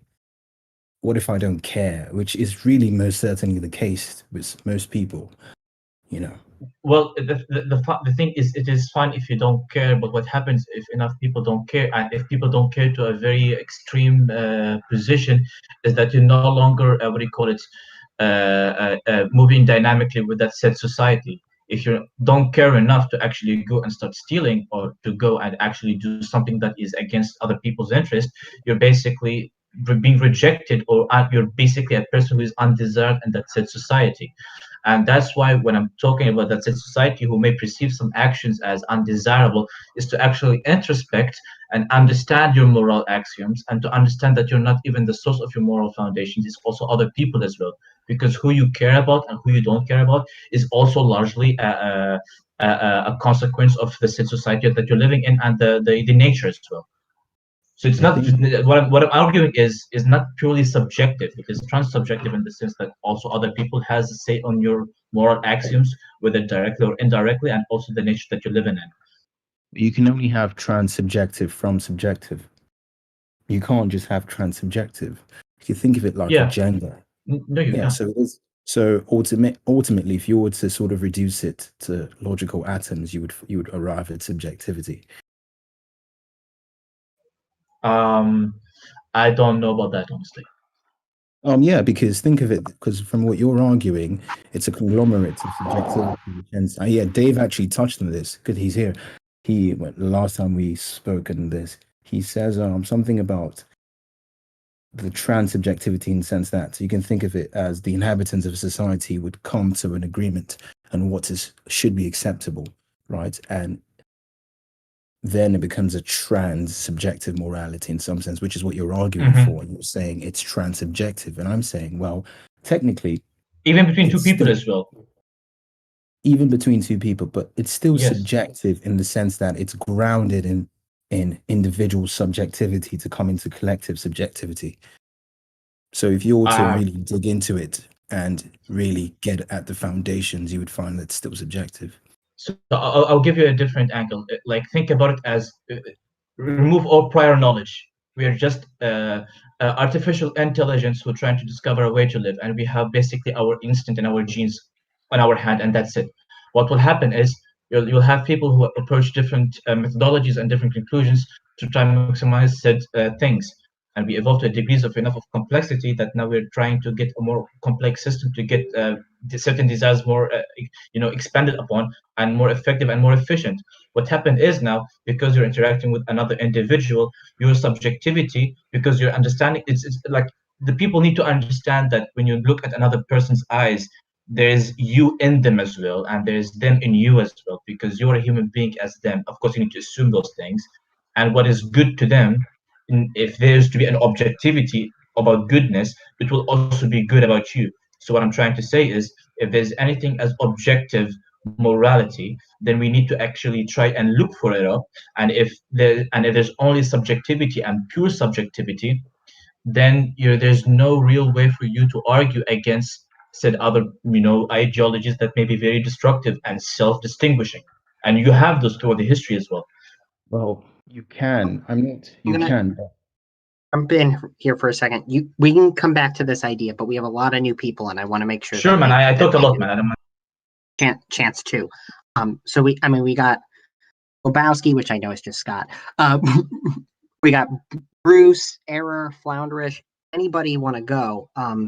Just what is your moral foundation, as simply as you can present it to us, and we'll ask you questions if you have any qualms.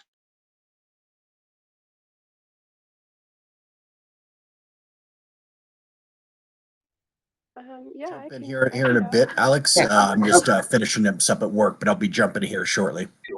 No problem. I think Error wants to give it a go, so happy to have you, Error. Go for it.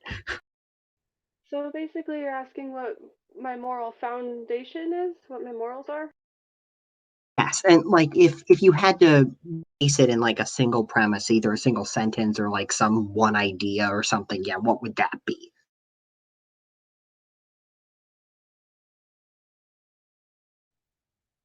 I think that would be, I base my morals off of each individual instance by taking in my actions and thinking about the well-being of myself, my immediate environment, like my household and the direct people around me, my extended environment, like my city, my state, my country, and then my complete environment, including wildlife, the planet, pollution, things like that.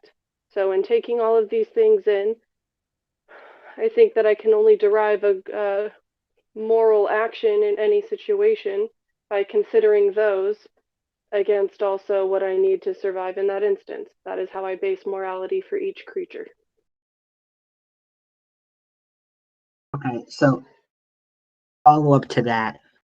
When you list those different things, self, those around you, expanding like that, do you take it in, like, are those evenly valued, I guess to say, or evenly considered in that instance, or is it more of a hierarchical thing? Well, I have the evolutionary drive to survive, so my highest concern is myself and any offspring or relatives that are involved with producing and continuing my genetic line, be it my direct genetic line or extended, like my sister or cousins, into the future. So that is the first, I guess that would be like the king or whatever. And then it would be followed by the amount of people suffering is also always taken in. I typically try to compare the amount of sufferance and the benefit of the well-being and try to figure that out from there, I guess.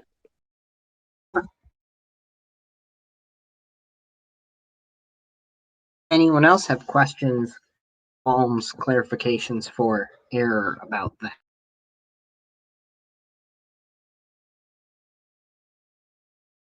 I have a question. is your moral worldview or like moral foundation, do you think it is forcible, or is it for it's voluntarily accepted by people? I think I'm a little confused. Are you asking me if I force my moral founding on people or if they would No. generally accept it?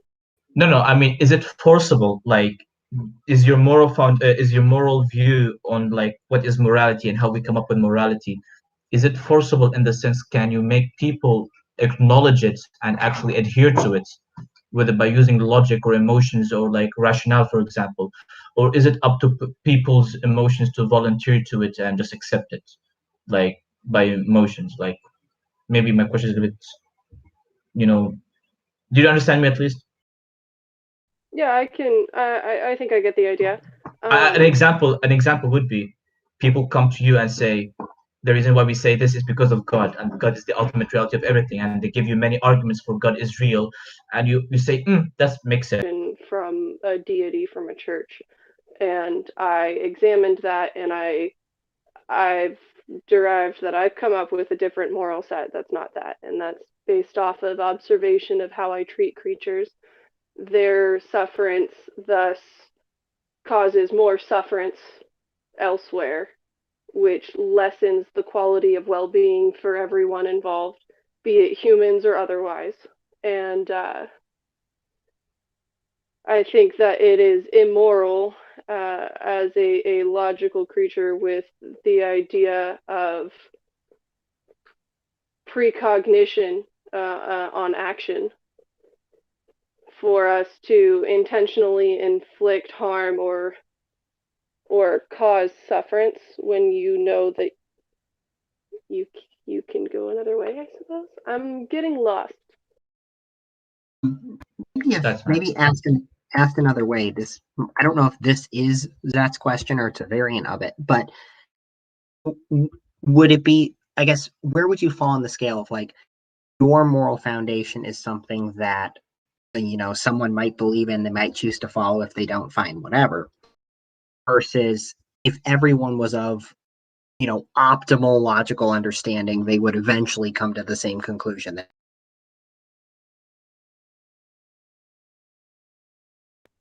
The latter. It's more of like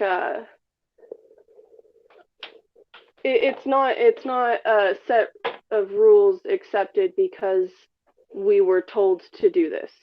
It's something based off of observation of sufferance and well-being, and comparing the two and seeing on a large scale how that directly affects you, your environment immediately, and your extended environment.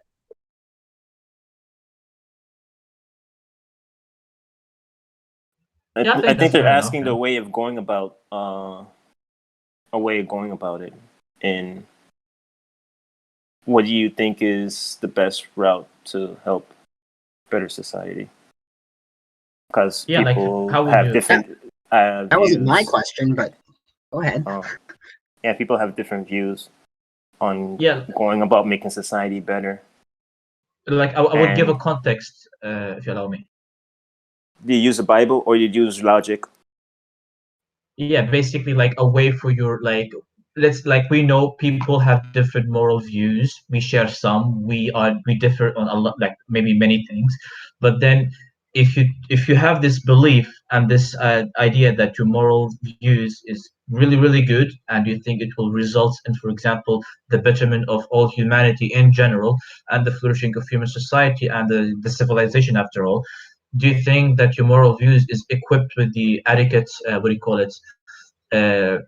package to actually be enforceable in some way, shape, or form, like either by using logic, rationality, emotions, or to appeal to some like divine being, for example? And that was the context of my question, because in order to actually improve people or change people's opinions, we need to make them, convince them. That's the point. Can I just add, I think to simplify what Zed is saying is, can you make a good argument as to why your moral standard should be law?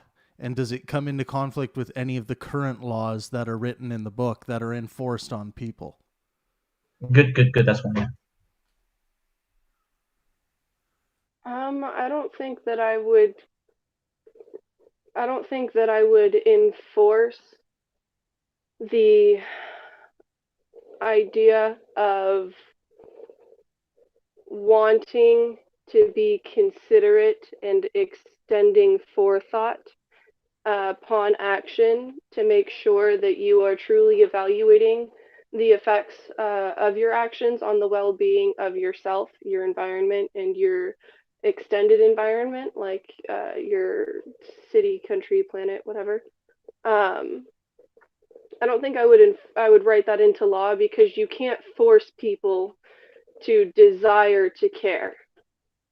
My moral system comes from the desire of not causing sufferance and increasing well-being, because either for the selfish reason of by increasing well-being of other things, they in turn increase well-being for me by either treating me better, benefiting my own environment or whatever, or for the other act of just not desiring to cause harm. But it's not something you could enforce in law, because it would just make people you can't force people to care about something. It will make them resentful.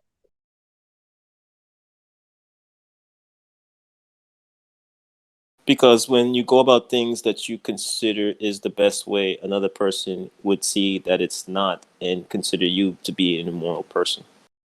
A lot of people that did bad things in the past, they did it through the belief of it being moral. But later on, they learned that it wasn't all that moral. One thing So to I guess outline as well, guys, is that we already do, do these moral enforcements on people with the laws that we have already written. And then sometimes there is activism to have those overturned, or through the litigation process, what have you, voting. But understand that the moral, the laws that you are currently under wherever you live have been decided on from a moral perspective. So an interesting place where you might get to is if you for instance, you have a feeling that animals should not be killed for human consumption. And then you look out at the law of the land, and the law of the land says this is fine to do. So try to identify within where your moral foundation does split with the law of the land, and do you really care about it? Because you might go through most of your day not worrying too much about it, or is it really an important moral issue to you? Yeah, one thing I think of that when I think of that Pangburn is I'll save like a spider or like a bug in my house, and I'm like, oh, it's easy to pick them up. What you do is just put a bowl upside down, piece of paper, simple technique, and you throw them outside. But then I also don't watch my step when I walk to the car or I go for a walk, and I'm probably killing hundreds of spiders, on a consistent basis just by taking a walk, right? Because it's just is what it is. Like, you're just gonna step on bugs, and it is interesting to see those differences about like, do I really care? Do I not care? Do I care in the moment that I just like, oh, I have the ability to save a bug, but I really don't care overall about saving bugs? Yeah, and you think of things like, we ended up talking about the honeybee yesterday, and are you the next moral philosopher to start fighting for laws against killing honeybees, like that there would be some kind of fine for it if you were caught?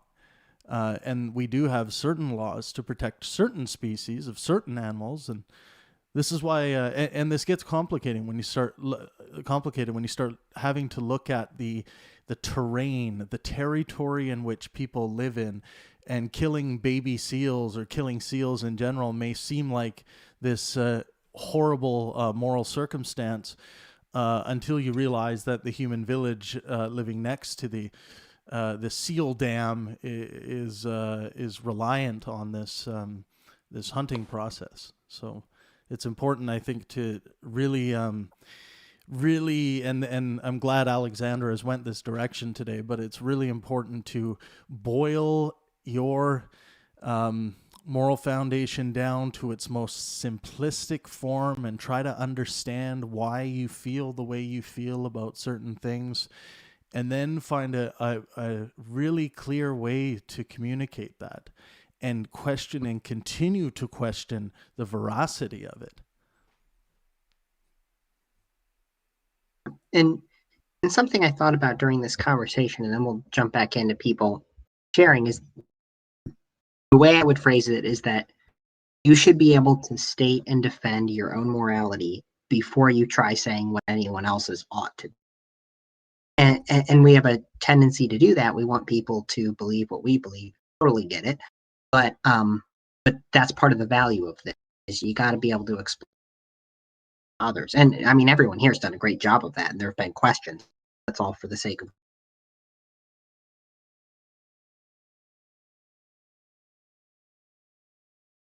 Yeah, because a lot of immorality, it is viewed, it exists because a person going about doing what they're doing, thinking that it's the best, and if you do something opposite, they just believe you're evil.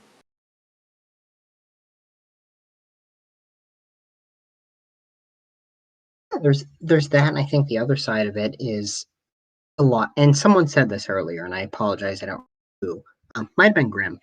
A lot of people do things not really knowing why they're doing it. It's what they believe, it's what they do, but they couldn't explain it to someone else or asked to. So in order to understand, you'd have to be more knowledgeable and rational in order to identify something. Because when you if you look at something and you have at least an understanding, you're probably more likely to have a negative feeling towards it emotionally by fearing what you don't understand. And if you fear what you don't understand, if you fear what you don't understand, you're more likely to you're going to have a negative. You're going to develop a negative a viewpoint towards it because you don't have any information on that thing or person to make you think that that person is not a threat, or that thing is not a threat, or it's a benefit. You don't need to go on a monologue between every comment, brother. That was a long one. Let's try to keep the pace going and share the mic. Thanks. What was interesting is to find out, like kind of like what I think it was England that found out, that kind of said, hey, we're not going to be harvesting octopi anymore, just because they want to place any octopi around England, because there's a lot of them in the ocean over there, on the endangered, not only endangered, but in the protective species list. And it was because of the intelligence that they found of the octopi, and they just didn't feel like it was right to keep consuming them for food.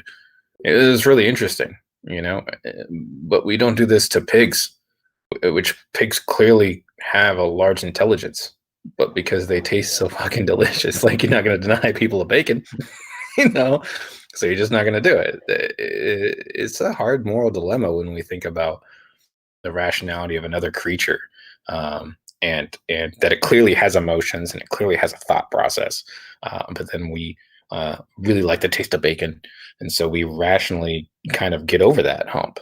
It amazes me, but I have no answer for it. But it is interesting. I think we'd be good without killing pigs, but just bacon tastes delicious, apparently. So want to make sure we still get Bowski, Bruce Losophy, I hope I said that right, Eliyahu, Floundrish, Dalsu, if your mic's finally working, get all them in here too.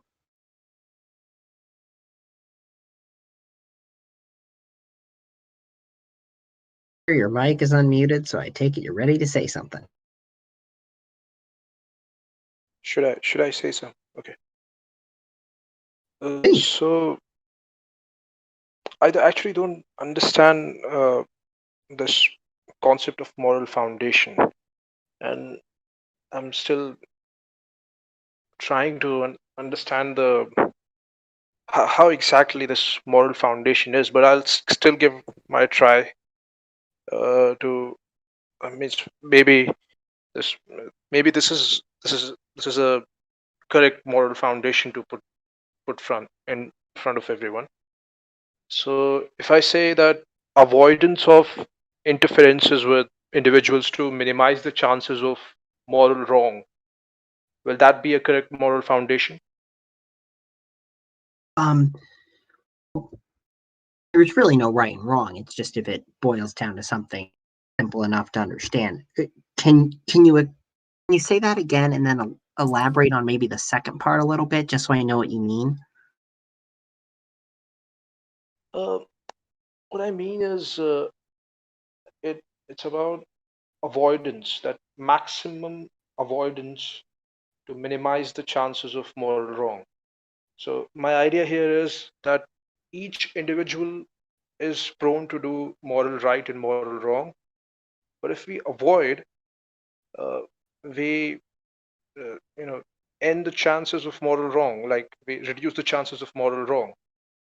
And that is my moral foundation, that I want to avoid the moral wrong as much as I can by avoiding the interference with people or meeting people or being away from most individuals, so that I can stay as right as possible, because it will be in my realm, and every individual is in their realm. So that is my idea for this. How do you go about minimizing? By avoiding them, Oh, by staying away. Wait, Nivik. So just to understand, so I guess your ideal Flounderish would be that if everyone is basically devoid of human interaction, all live in our own bubble, we can't possibly violate each other. Yes, that's the ideal I'm thinking about. That if each individual is has their own little territory and are avoiding each other completely, we will safeguard each individual from moral wrong. And that would cause if we are safeguarding, I can explain how. Because people eventually come across each other, and when you least understand a person, you fear what and who you don't understand. It's actually, people should be more connected. If you have more of an understanding with another person, you're both on the same level of understanding, you'll be able to work together in a mutual compromising, positive way. Where there's less understanding, you naturally have, because you're void of knowledge and logic of understanding, you would resort to your thinking through emotions. And your emotional feeling would be of fear. You're missing his point. So I want to give other people. I understand his point. Try it. No, you're not, because what you're saying is that you'll eventually. You started that with, you'll eventually come across other people, and you need to understand them. What he's proposing, or she, I don't actually know. So what Flounderish is proposing is that you will never come across other. You ideally design the society so you never have to interact with another person. Understanding them does not matter, because you will never know who they are. Exactly. It's some so kind how do you do that utopia without any type of like if you're not, you'd have to be, how would you organize yourself where you're not going to interact with people? I mean, if your whole aim of not interacting with another, you're already aware that there's another. Like how do you guide yourself? How do you navigate that? I mean, you wouldn't know 1 step, 10 steps you take, you'd be to another. Like I'm not sure how you draw those lines. Why do you think society is more civil now than in the past? Let your I'm asking a question. Why do you think society is more civil now than in the past? Because people were more isolated in the past, and when they come across each other, they butchered each other. But now it's more connected. Nivik, you're going on another monologue. Just let your question. No. I'm giving you a logical. I'm giving a logical explanation of what you're saying. Let him tackle that. Just pose a question. Let him respond to it. And if you have a problem with the answer, then you can come forward with your rationale. But just start with a question. There might be a great answer you haven't heard. So, Nivik, I think I'm here proposing an anti-mutual idea, that there's this belief that the mutual will lead to it will reach an end which will be immoral in some way, because when the mutual happens, double quotes mutual, when the mutual happens, it is bound to end in a to become something immoral or something moral. The definition of moral and immoral starts when the mutual starts. So if we are anti-mutual, when we are individuals in our own space, in some, the idealized form will be a utopian reality where each individual have their own space, true individuality, or maybe we can call it something else, and there we will completely avoid the formation of the need of morality. The morality will be with your own self, and you can then your morality will depend on your with your own self, like what I should do with my own self. And that morality will not be harmful for the other individual because other individual have their own morality. So there is no, what we can say, interactive morality here. The morality becomes Where do you draw individual. the line of grouping down a million, 1,000? Because there'd always be. I don't get the not interaction, because you'd always have that. See, interaction. No, wait. I'm talking about some non-existent thing. I'm talking about it. It's not about. See, we have to. If we really want this kind of society where each individual is having their own space and their own space to, to remain anti-mutual, we will need to grow. The individual has to grow individually. I understand what you're saying. I get what you're saying. It should be, things should be in a way where people are to themselves and not imposing on another. But yes, I believe what you're saying is true. People shouldn't be like that. But it also there's not just one aspect to that. It also take interaction in order to achieve those things. All right, Nivik, you're taking up too much time. All right, move on. What I would want to ask you, Andres, and I hope I can state this in the best way possible. This is your moral ideal. And what do we do in the meantime, as this isn't the, for example, I mean, you're talking about avoidance with other people. You're here talking to all of us. And I'm not saying leave to be consistent. That's not my point at all. It's just we do interact, though, at least for the time being. You and I are interacting right now. What do we do about that?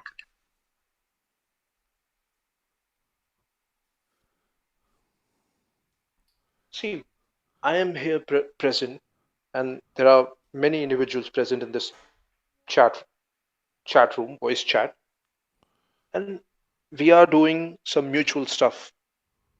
So this mutual stuff is prone to moral and immoral. I'm taking that risk of making this mutual by becoming part of this mutual stuff to do something moral or immoral. If I said a statement here which will be considered immoral by, let's say, 3 individuals, and so see, it's prone to immoral and immoral. So so I shouldn't be here if I want to avoid that, and that's what I'm stating actually, that I can avoid this moral and immoral stuff if I stay away from it. That's the idea. So in the meanwhile, in our real world, what we can do is we can, in general terms, I would say that avoid. If you think there is a chance of moral and immoral there, avoid it. So that is how we can.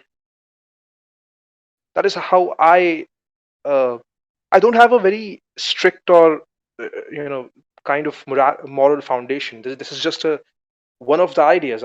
Maybe tomorrow I'll have a different moral foundation. So I don't have a rigid moral foundation currently.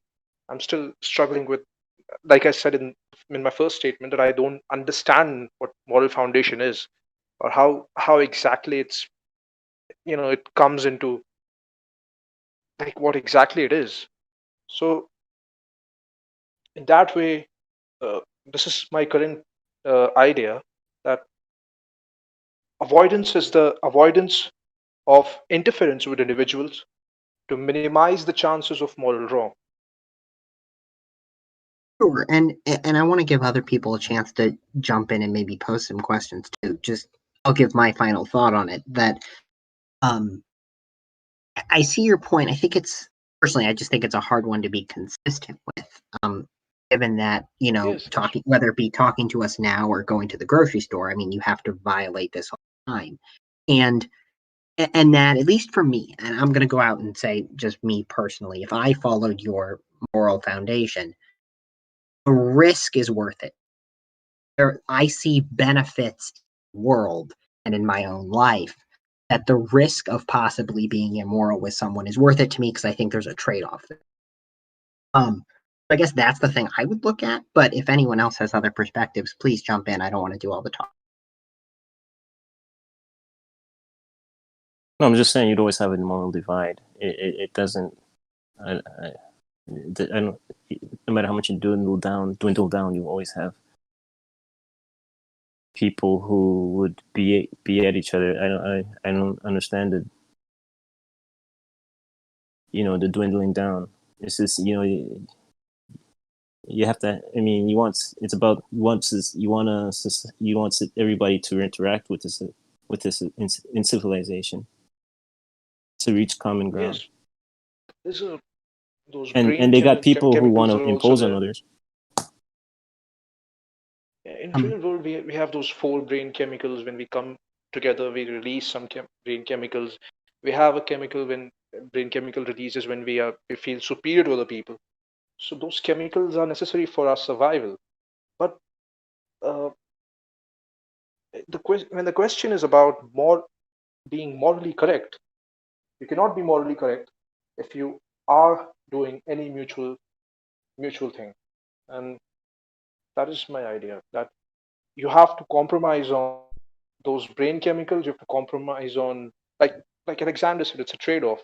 So if you want to be in my if someone is following my moral foundation, they will have to completely compromise on the other pleasures of life to be morally right. So if their priority is being morally right, uh, and here the idea is that you can be morally right only if you avoid the mutual interaction, and that's how I see it. But people believe that their interaction is actually beneficial in being moral by proposing their views on others.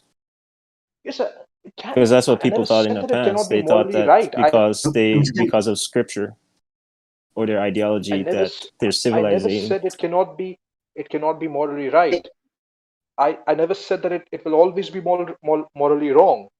But I'm saying if I'm doing mutual, it will either be morally right or morally wrong, and I don't want, if there is an equal chance of happening both of them, so I want to avoid it, so that I can avoid moral wrong here. I want to jump in and There get will definitely be moral right things if you come into mutual interaction with someone. The end result will not always be moral wrong, but but to avoid moral wrong, you have to avoid interaction. Okay, so I think I might be able to say something that'll help you, Flaterish, something to think about, and then I want to jump and I want to hear from different people, Eliyahu in particular, actually. When we talk about moral foundation, we're talking about how you determine right from wrong. What's the basis of your morality? So you have your point about the avoidance reduces the risk of moral wrong, and I get that. But then how are you defining moral right and wrong?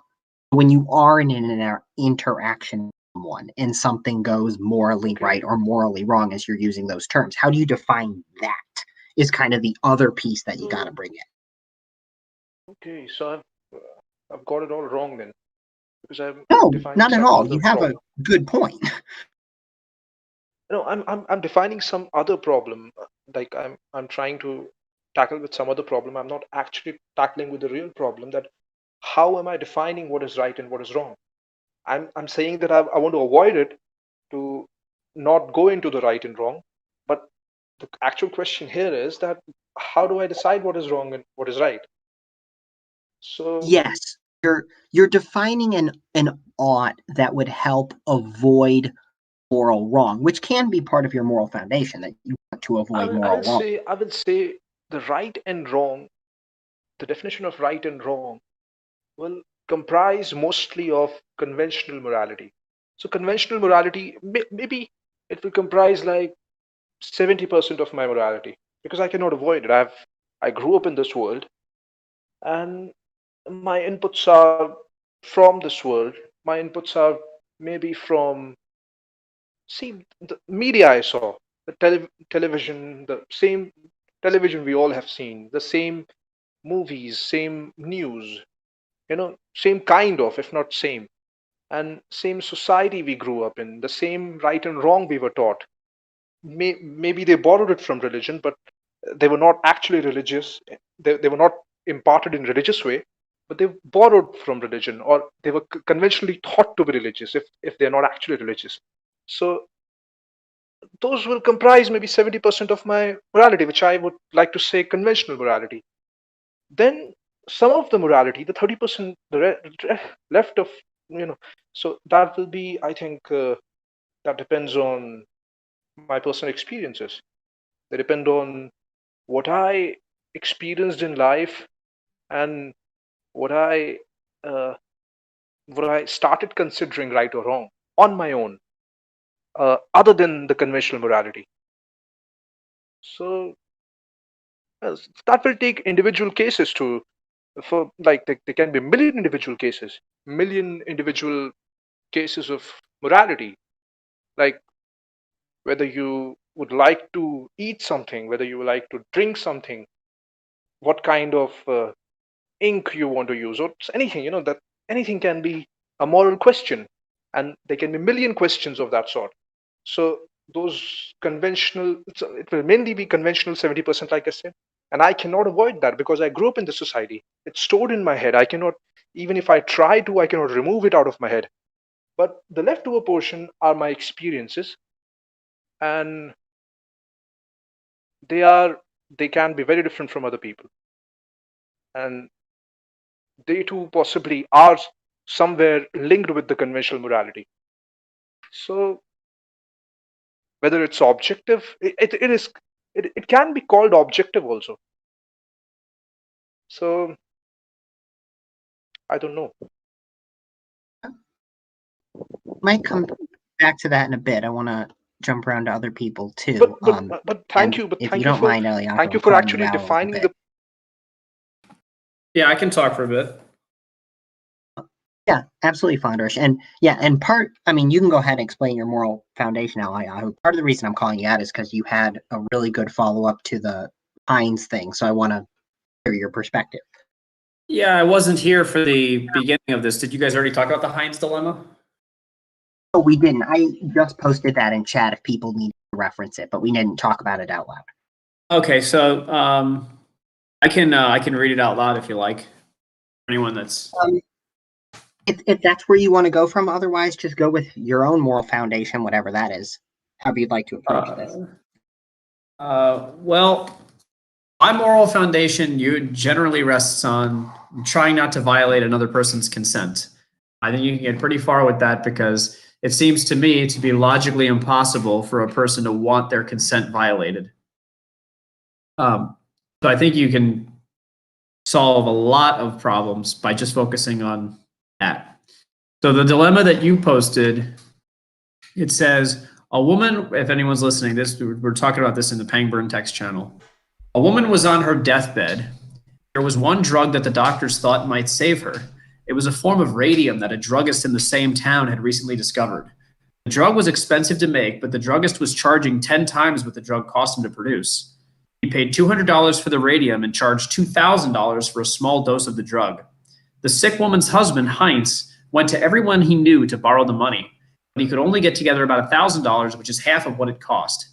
He told the druggist that his wife was dying and asked him to sell it cheaper or let him pay later. But the druggist said, no, I discovered the drug and I'm going to make money from it.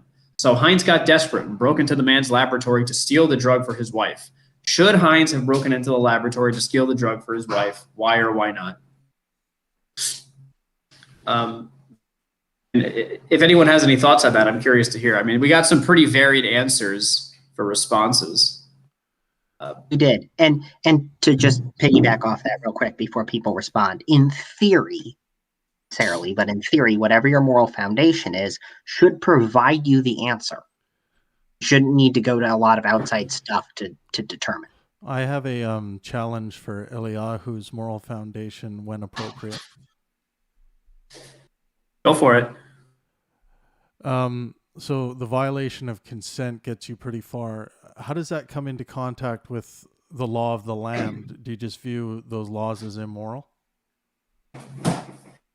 A lot of them, yeah. But which ones could possibly be moral in your moral foundation? So the only time where I can justify violating someone's consent is that if you know the person and you know that if they had all the information, this is what they would have consented to. So I've given the thought experiment before of somebody's walking out into the middle of the street and you see they didn't look both ways and they're going to get hit by a car. Now you know them, so you know that they don't want to die. So you pull them back. Now you violated their autonomy, their consent, but you knew that that's what they would have wanted if they had had all the information. So the laws, I suppose that every rational person would consent to are just laws. Oh, okay. So you have to, there's a qualifier there. You need to find a way to determine who is rational and irrational. And are you willing to police that? Most of the time I'm not. Most of the time I'm saying, look, I don't know you personally. I don't want to get involved in your life. I don't know what's best for you. So, but what about shouldn't we have a moral foundation that looks out for people's children when their parents cannot look out for their well-being? Yeah, but it sounds like what you're talking about is whether or not a person has reached the age of consent, right? Sure, but you can apply that to other situations, like an abused woman in the home, right? If she wants to, stay in that, is she going to fall under the umbrella of the irrational under your moral foundation? Well, so in the United States, I believe it's policy across the country in that scenario where the police come to the house and there's a domestic disturbance call and the woman decides to change her mind, and when the police get there and she says, no, I don't want to press charges, it's fine. It's too late. The police have to arrest the guy. Yeah, so would that still be the same in your world? No. It would not be the case. In my world, it would not be a blanket rule that you could apply to every situation. No, I don't think so. So, well, then, would you say that your moral foundation isn't quite fundamental? I think it's a lot more local, because I don't want to. The point that I'm trying to make with the consent is that the only time you could violate it is if you knew what was best for the person. And they had told you what was best for them and what they wanted. So I guess the reason why it bothers me when people make sweeping moral statements is they're trying to say that they know what's best for somebody on the other side of the country or on the other side of the world. And that's where I get pissed. That's where I'm like, well, how are you going to say what's best for them? Well, I would say that's why we should rely on an objective measurement of human well-being from a biological standpoint, and use that if need be, if the question of well-being does come up. Like we have our medical standards worldwide for certain procedures that are acceptable when dealing with a certain neurological surgery. What do you mean neurological surgery? Well, any kind of surgery inside the brain, like there'll be techniques for certain issues in certain areas, and the best tested techniques and tools to deal with those situations. Because someone could come into medicine and say, I have a better option with my prayer book or my magic wizard surgeon who's going to cast a spell on the demon. Right, I see what you're saying. Go ahead. Oh, I was just going to ask how your moral theory or proposition, how does that... Dave, you're really quiet, brother. Can you get closer? Yeah, is this better? I'll try cranking you up on my end, but... I got him. I don't know if this is working or not. I'll just ask really quickly, how does it interface with like the justice system and incarceration? The whole project is pretty important for society, but it's entirely non-consensual in the sense that nobody wants to go to jail or pay a fine or have their license suspended or pay child support. But these are presumably good things that we need to have in society. So I'm just wondering how you deal with like that sort of stuff. Right. You want to minimize the violation of consent. So generally, when you're putting a person in a cage, it's because they've done some serious consent violation. And so now we've all got to figure out how we're going to prevent this person from violating people's consent in the future. We've got to put them in a situation where they're not going to have a chance to do it. So what about cases where people are sentenced for minimally wrong intentional acts? Like there's a case in the United States recently that was fairly prominent where a 21-year-old man was sentenced to 24 years in jail, essentially because he had accidentally struck and killed two people while he was street racing, which is a first-degree misdemeanor. It's something that's serious, but not super serious. A lot of people drive their cars a little bit too fast, get into a little race with a friend. But the gravity of the sentence is entirely dependent on the level of harm that he didn't intend and probably would never happen again. But, I mean, how do you view something like that? I mean, if you knew he would never again street race, should he receive no punishment for the street race that killed two people 3 years ago? Well, I'm not sure if we can know that he would never again street race, but we had. Well, what if you did?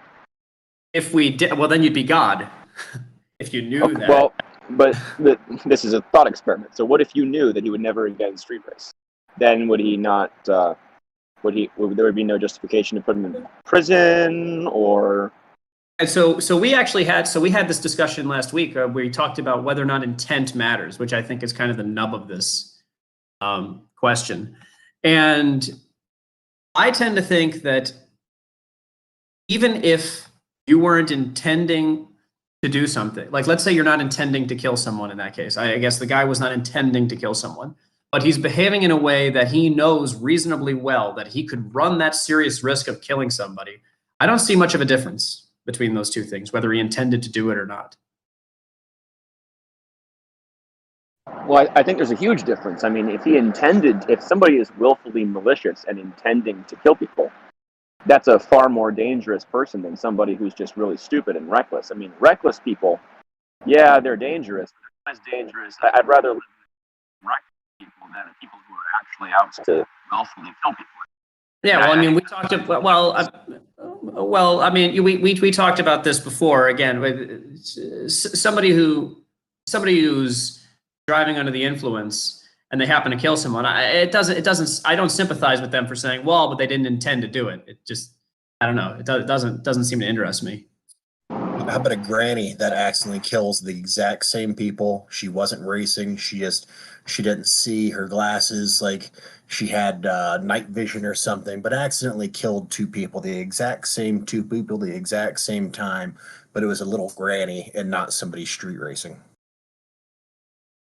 Well, I mean, I could give you my opinion if you like. My opinion is just that if you were behaving in a way that you could be reasonably sure that you're imposing a serious risk, and the negative result happens, I don't have that much sympathy.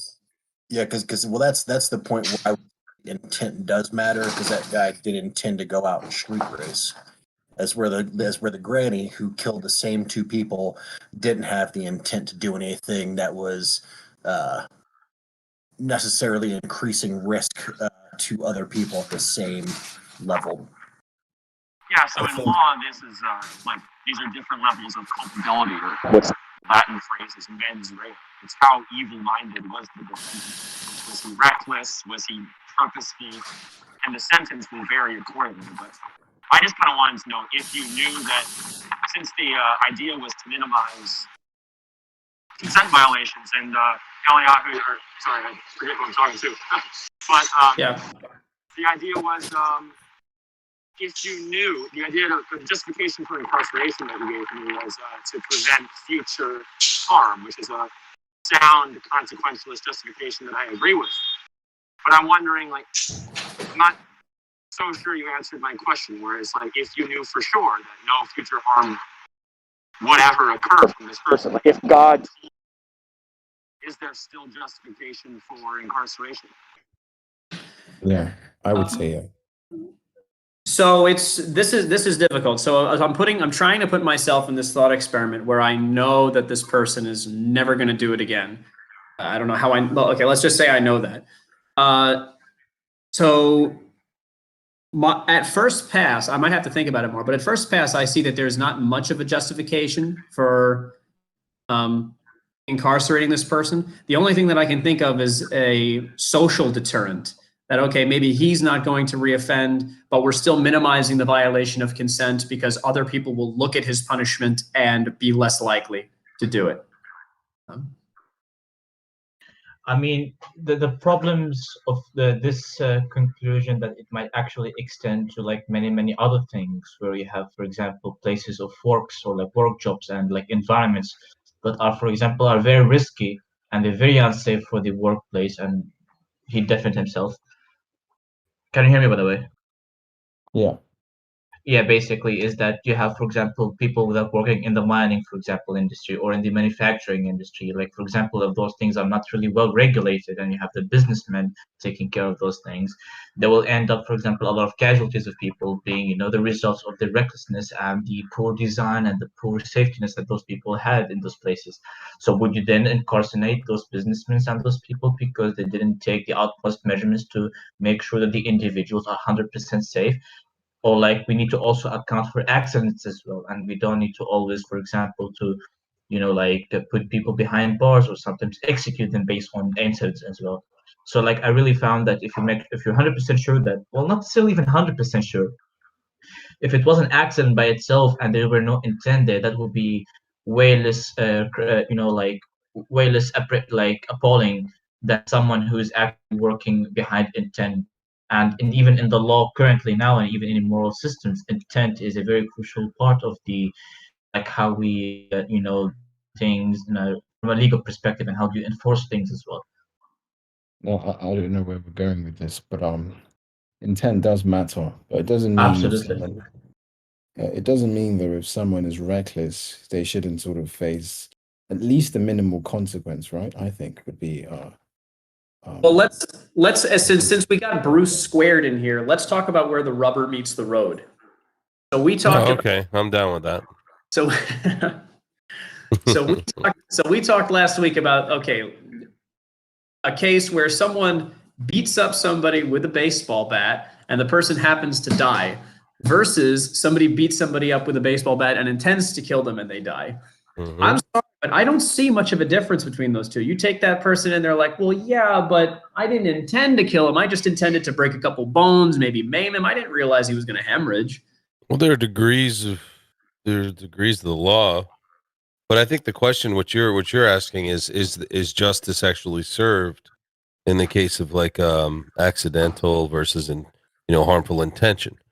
There's a level of justice that you have to uphold, that you feel a certain sense of justice that it needs to be set forth to feel okay with it, right? Mm-hmm. And that sense of justice presupposes all of your morality. What is just, and where does justice come from? Is it just the two parties involved, or is there an ultimate source of true justice? Is there an ultimate standard of justice, or is it just your feelings? Joe Pesci. Well, I think if there, I would love to, I would love to believe that there's an ultimate sense of justice, and if there is, though, I don't know how we could know it. Well, I'm saying that I think Joe you're Pesci. happening that way. You know what I mean? Joe Pesci. What? What about Joe Pesci? He knows how to get shit done. You know. Oh yeah.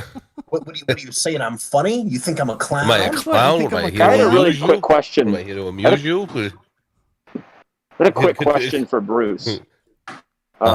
Just before my phone dies. I can validate the veracity of his claims. I'm true with this guy. Okay, go ahead. Yeah, so earlier You had said that your moral foundation begins with like a fundamental, intimate, ontological, and epistemological It's center. really hard for me to hear you. It sounds like you're about to attack my religion, but I can't really tell. You're like breaking up. I'm not going to attack your religion. I'm just presumably. Oh, now I can hear you. It's all over the place. Your audio's It's like okay, really man. bad. Attack it. So presumably that would be God, right? I already said it was. I'm just asking because I didn't hear you. So if I say that there's a necessary transcendentally exist. I lost him. Anyone else hear him? The phone died.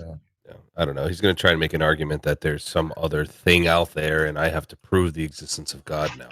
Actually, I have an interesting question for you, Bruce. It's like I think I don't know what's the name of this question is, but when let's take the Bible as the word of God, okay? Like hypothetically, I don't want to go into the details, but when God says something is good and something is bad, is it bad and good because God says so, or is it bad and good intrinsically of the thing in the world? Both. Both. So he basically telling you to do it because it's good and because he's telling you so. Yep. Okay. His existence itself is the arbiter of all things good. So the command itself would come from the person that is good in my worldview.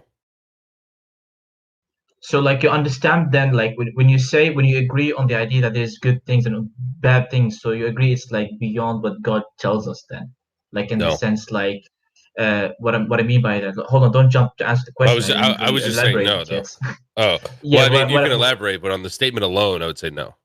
Yeah, what I meant is basically when so there's this idea, like God created everything and then he, put human on this planet and he gave them life and he gave them free will and there are good things, bad things, evil things, divine holy things, and there are things that are really bad for us, physically and bad for us spiritually and the otherwise as well. So do those things exist as God creation by itself and then God orders us, or like he told us, like you guys vote shut for those things? Because if that was the case, then we can know which thing is good and bad without God. Don't you argue so? I'm not really sure what you're saying. You don't need God, is what he's saying. What I'm saying is, if the good and the bad that God created is independent. Oh, God didn't create the. I see what you're saying. So are you saying that God created the good and the bad? There is no way for God to create bad. He only creates, and what he creates is good. So your interpretation of it being bad is the problem. You're missing the point. Forget about him creating the bad. There are good and bad in the world, okay? According to you. Okay, I mean, according to all humans, there are things that are bad for us. Yeah, but who cares what human beings thinks? He gave you two examples, the Bible and how about people's interpretation of good, and you said both. the thing is what I'm trying to tackle here. I don't want to enter like into semantic. What does the human cares? And if that was the case, then nobody would care about you as well. So like, and nobody would care That's about right. any other one. So They it's wouldn't. not about that's right. The spirit of the Bible is not to care about what humans think as well. It's also to take into account as well, and to be humble and to be really nice to them, and to I help them think you're as well. strawmanning things as far as an ultimate standard is concerned. Human It's beings not. and I'm bands. not. That is You're not what even they're. not. We're not even talking about the point as well. My point is, the good and the bad, whatever. If like the thing is, we need to agree if the good and the bad exist or don't exist outside of human mind. If they do, then the question is again: are those good and bad independent from God in the sense, are they good and bad because God says so, or are they good and bad because they are intrinsically good and bad by themselves, but also God tells us to avoid the bad things and do the good things? And since you agreed Oh, I see. initially, Yeah. So I mean, there is apart from God, there are bad things. So the bad is a part of creation itself, but not that's fine. but not a part of God. Good, that's fine. I don't really Yeah. care about that point. That's how I would say the differences. That's the difference. Good. So Yeah. the point comes again. So since you already agree that there are bad and good things As far in as the we world, understand, yeah. yeah, as we understand in the world, and also God tells us about those things, since you said both, then I would also say that we can also deduce and we can get to know the bad and the good without God as well. Well, you still have to presuppose a value hierarchy. You must have some sort of unity among this diversity of things. Otherwise, there's no way that you can have order of classes without some high level. You There has to be a tautology at the top. You equated a separation. He said which one? You said both. So you equated them. Yeah, God is the tautology. You understand? At the top He said of people, all and you things, said the there's a Bible, and you tautology. said which one? You said both. So people don't necessarily. So if it's both, then these arguments you don't need the Bible. That you're not understanding them. So when you say God is the tautology, God is everything, are we also within God? Are we also part of God? Are we also God? No, you're distinctly created. So that's what I'm talking about. The distinct things that has been created, like us, like physical things, like meteoroid asteroids, viruses, bacteria, germs, and things. Trans people, gay people, slavery, and all those type of things that we've seen throughout the history of the world, wars and conflicts. Now, there are things that we perceive and we think are good. There are things that we perceive that they are bad. Now, there's a discussion whether this thing is subjective or objective. I want to stick with the objective part because since the people who believe in God thinks that things are objective.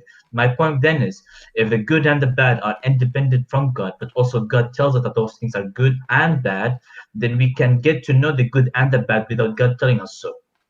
That's not true, because the way that you actually come to what you understand about good and bad, you are presupposing. You are choosing to acknowledge it or not acknowledge it. All right. Bible done bad things in the past. That's how I would say that. That's how I So would you go. can't know. So the conclusion from your statement, you can't know good from bad without God. That's correct. Okay. But the Bible did bad things. Well, that's the dogma that we live in. Thank you. That's what I wanted to know. All right. Okay. Thanks. Nivik, you had a comment, and then I want to get Scott's moral foundation next. But the Bible did bad things in the past, like slavery. The Bible did bad things in the past? Are you listening to yourself? Yeah, it was pro-slavery. You're an idiot. Okay?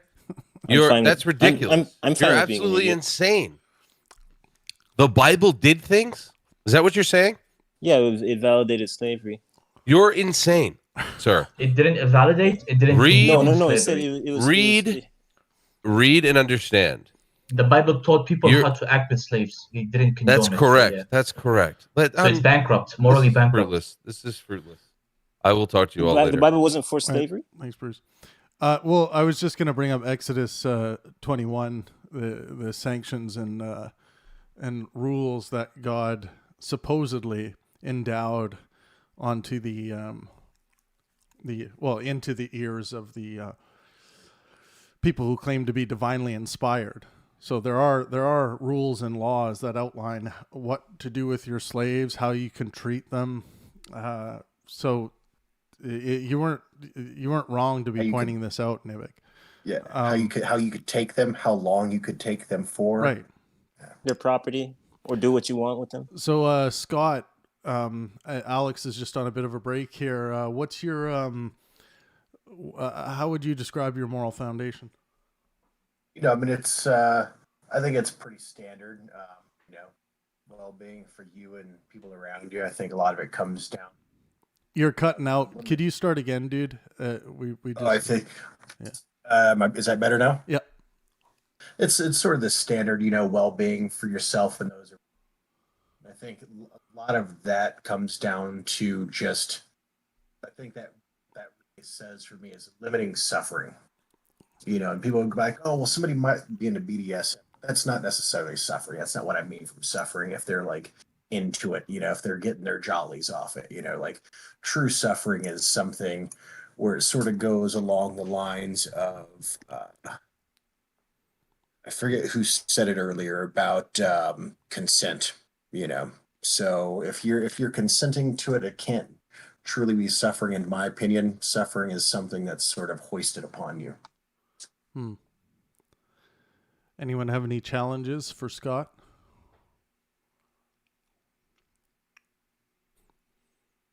I guess you all agree. You can all convert to the Church of Big Lebowski. The church, if they pissed on my rug, man. They're too afraid to challenge the Big Lebowski. Well, we'll leave that open. Bruno, have you outlined your moral foundation yet? No. I would say I haven't actually thought of it, so I can't give you I know what it is. Just bang chicks at any cost. And make money. Maybe. As many women as you can tally up. As many women as you can, yeah. That's my moral. And money.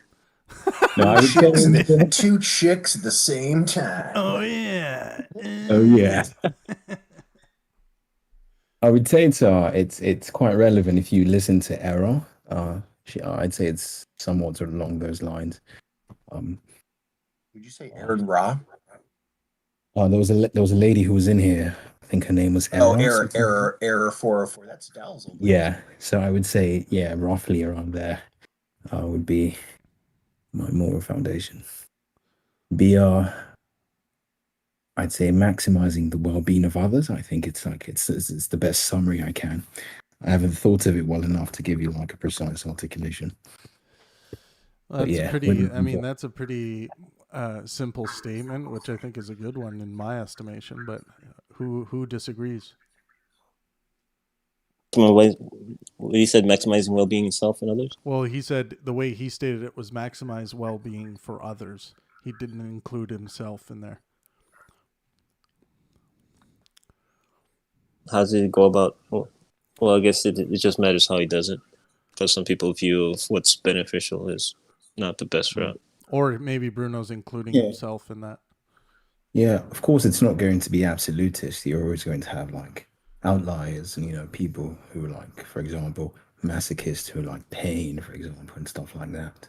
So they would be out of this equation, of course, because their idea of well-being is perhaps well, that's why I think sort of why I brought up the consent part. Well, that's why it's important to differentiate between or at least explain what you mean by well-being. And I think it ought to be the biological measurement of well-being that we use in hospitals and in the doctor's office, not something someone just pulls out of their ass. Yeah, I'd say that. But sometimes, though, or maybe it's just me, I think morality is it can be mostly metaphysical. Things like justice, virtue, hate, love, kindness, and all these things. I think there's sort of variants of metaphysical substrates of morality. So this is, where I don't want to get into it because I haven't really thought of this well enough to give you a precise articulation. So I just say maximizing the well-being of others around me. And, I think that's the best I can come up with right now.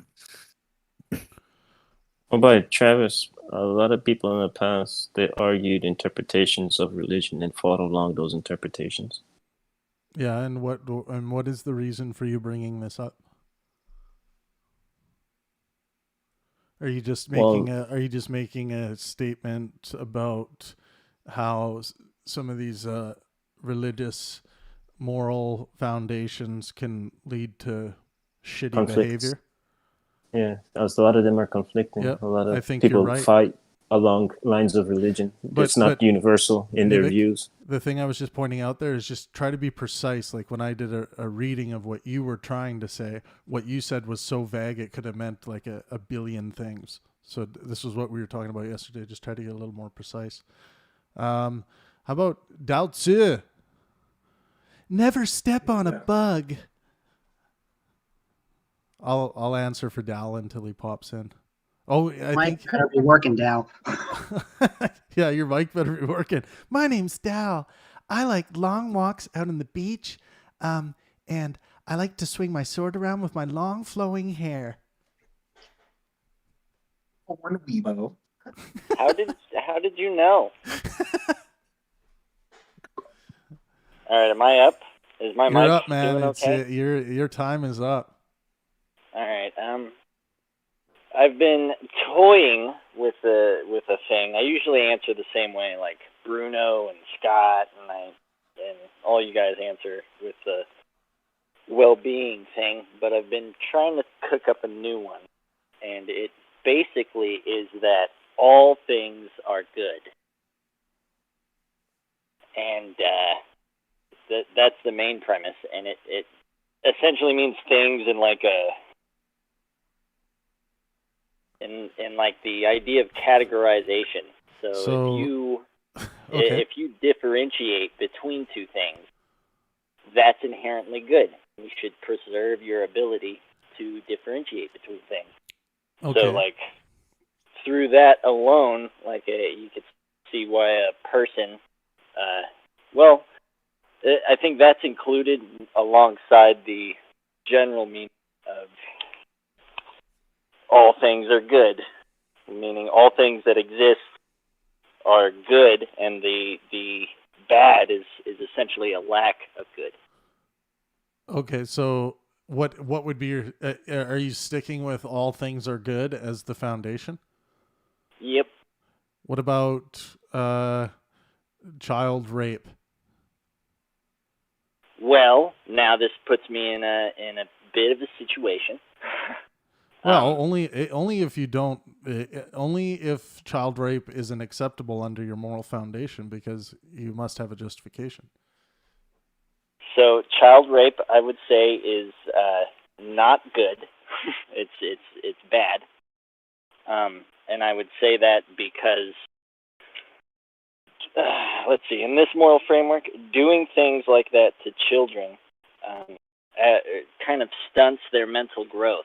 So as they get older, it not only affects their general well-being, but it also affects their ability to differentiate between things, because they have trauma that will essentially get you stuck on whether it's the existence of self or the existence of some entity doing bad to you, or you get stuck on the existence of all men as one thing, like the patriarchy. You end up with this idea of the patriarchy rather than this what you should actually have, which is like a very diverse picture of how things that a patriarchy might happen. So basically, child murder or child rape is bad because it affects those people in such a way that they cannot distinguish between things, and thus the amount of different things is cut short.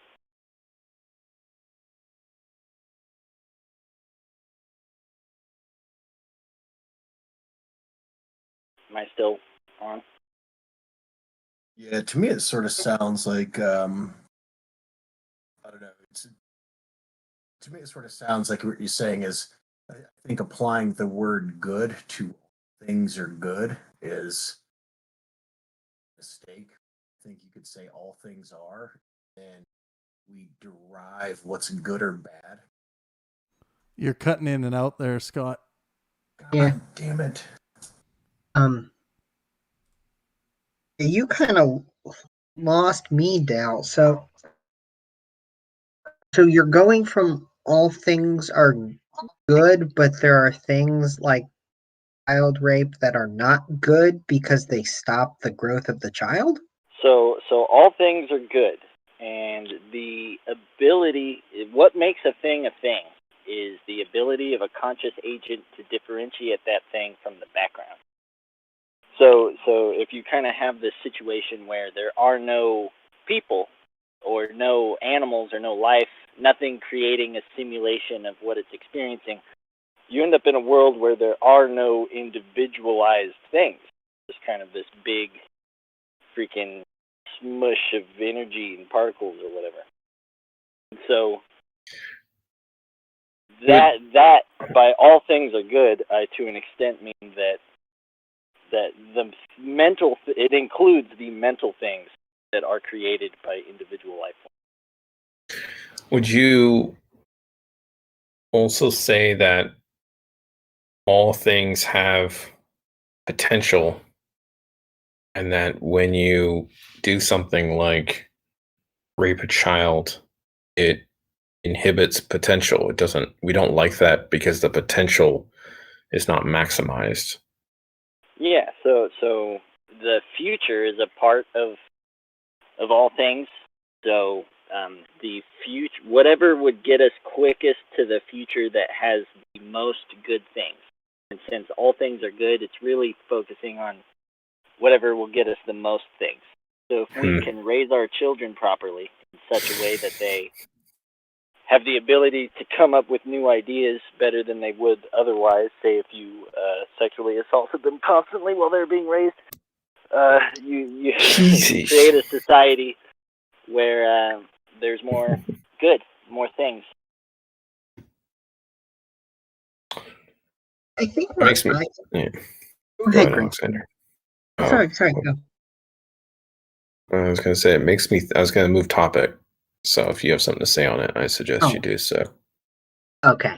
I guess where I'm getting stuck now, and maybe it's just the way you stated it, I'm kind of like, when I think about moral foundation, I'm typically looking for like a verb, something that we should or shouldn't do. And so just all things being good, it's hard for me to wrangle with what that means for my actions or your actions or anybody's actions.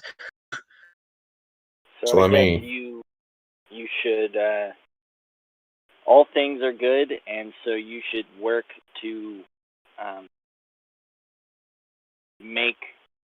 create more things, to differentiate between things more, to enable others to differentiate between things more, help them understand the differentiation between things.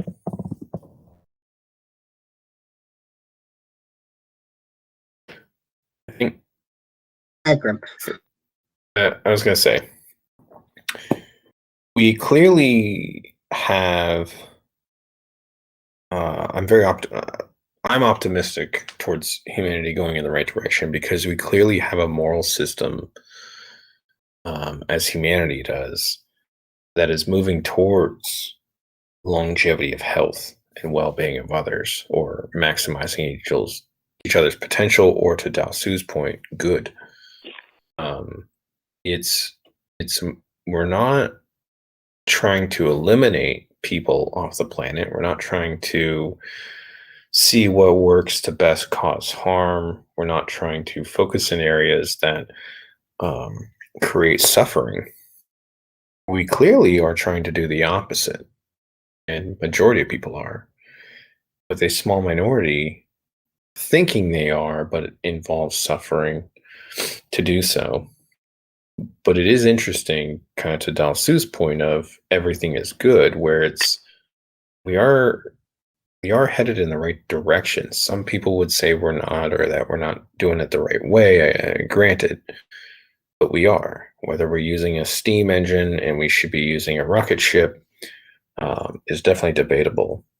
But I am optimistic towards humanity being good and head towards a good direction, based off everybody's morality kind of working towards those things.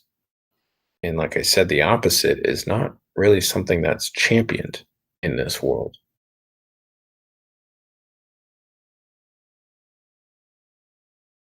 I hope that makes sense to kind of understand where Dalsu's kind of coming from. Dalsu, did I steel man you a little bit? I think you at the very least touched on the inspiration for my attempt to come up with this sort of, I guess, moral system. The bad part about it is it takes you a while to get to the everyday stuff. Like why shouldn't you abuse children? Like, you have to sit there and think about it for a while because, like, I pretty much had to this came from yesterday's conversation when we were talking about child stuff. I was thinking about this moral system while we were talking about it, and I realized I essentially had to make it into a double entendre where all things are good, but not only does things mean like the Kantian things in of themselves, but it means like the idealist type of thing where it's the mental conception of things are also good. And so, yeah, it got kind of complicated. I mean, for me personally, I'll say I appreciate the layers you have to this. I think it gets tricky, partially just because the premise of today, going all the way back to where we started 3 hours ago, which is fine, is like just trying to make morality as simple as possible if we can. And your idea has a lot of layers, which make it very complicated. And Alex, did you hear my response earlier, Alex? I was wondering what you might have thought about that. I was gone for about 15 minutes, so if you talked in that area, no. Yeah. So it's the basic, maximize well-being for yourself and those around you. But I did add one caveat that I had been thinking about, and I think it actually sums up that statement anyways, is I think you could sort of boil down morality to causing the least suffering. So it's not even something that you have to do actively. You don't have to actively try to make everybody else's well-being better. You just have to not actively be doing it. You just have to not actively be trying to increase somebody's suffering. So Scott, I would challenge that the maximize well-being for yourself and those around you actually takes care of that. Yeah, that's what I'm saying. So I don't think you need to add. I don't think you need to add the suffering caveat, and I think it's Sam Harris dabbles in that a little bit, and he goes back to it sometimes, but I don't see any reason as to why anyone needs to be adding that if they're going to adopt the philosophy. I thought he was reducing, not adding. Yeah, well, that's what I was saying. Is I'm wondering if just saying not cause suffering to people, if that reduces, to increase the well-being for yourself and those around you, does it reduce to that? So sort of the problem I have with it is the drive to cause the least suffering. When you're in suffering avoidance, I see how it leads to survivalistic living and cynicism, kind of erring on the side of caution, as opposed to constructively approaching moral dilemmas with a positive goal. Yeah, being proactive. That versus, would be my critique. Yeah. I can ask Grim a question. Grim? Sure. You said that we are more in a moral place, a more civilized place than in the past. How you think we got to that point? What were the cause and effect correlation? I don't remember saying that, but I would agree with the statement that we're more civilized, but I think that's just natural. You said we seem to be going in the right direction. Yeah, we seem to be going in the right direction when it comes to moral. Everybody's moral landscapes. Like we're not like trying to figure out how we can make people suffer more. We're not trying to figure out how we can start hurting, start killing off more people. We're not seeing, what it's like to keep on torturing babies, and if we can continue this, why? Right. So all of our goals seem to be headed in a different direction. Well, Well, I think it's from an evolutionary standpoint. I think that we're trying to have the betterment of our species, and I think that involves thinking larger and larger about bigger picture shit. And so why do we care about our environment? Well, we want to stay here and we want sustainability. Like, we want to, there's a moral principle called benefactorism or something like that. And it's like charity. It's like, there's something innate that gives us pleasure to help some dolphins out in a pod, knowing that you'll probably never see the dolphin again and he could get eaten by a fucking, shark tomorrow or whatever it may be, but you want to help him, right? And you want to make sure he's taken care of and gone on its way. And these acts of good charity as of one animal to another, there's, something innate, something evolutionary about it. Well, I do think a big part of that too, Graham, is better living through technology.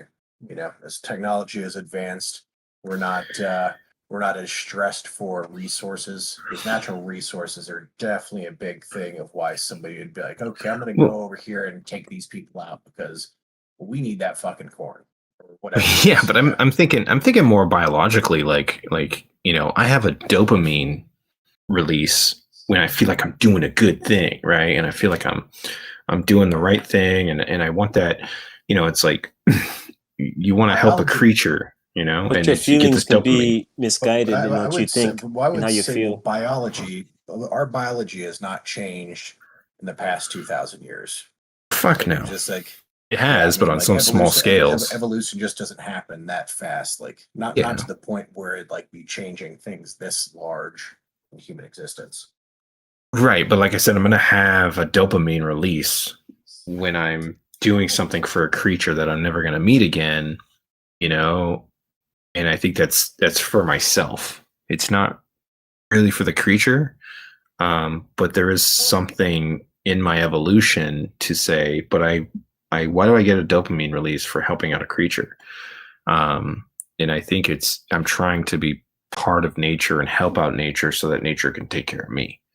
Right? Because I want nature to take care of me as well.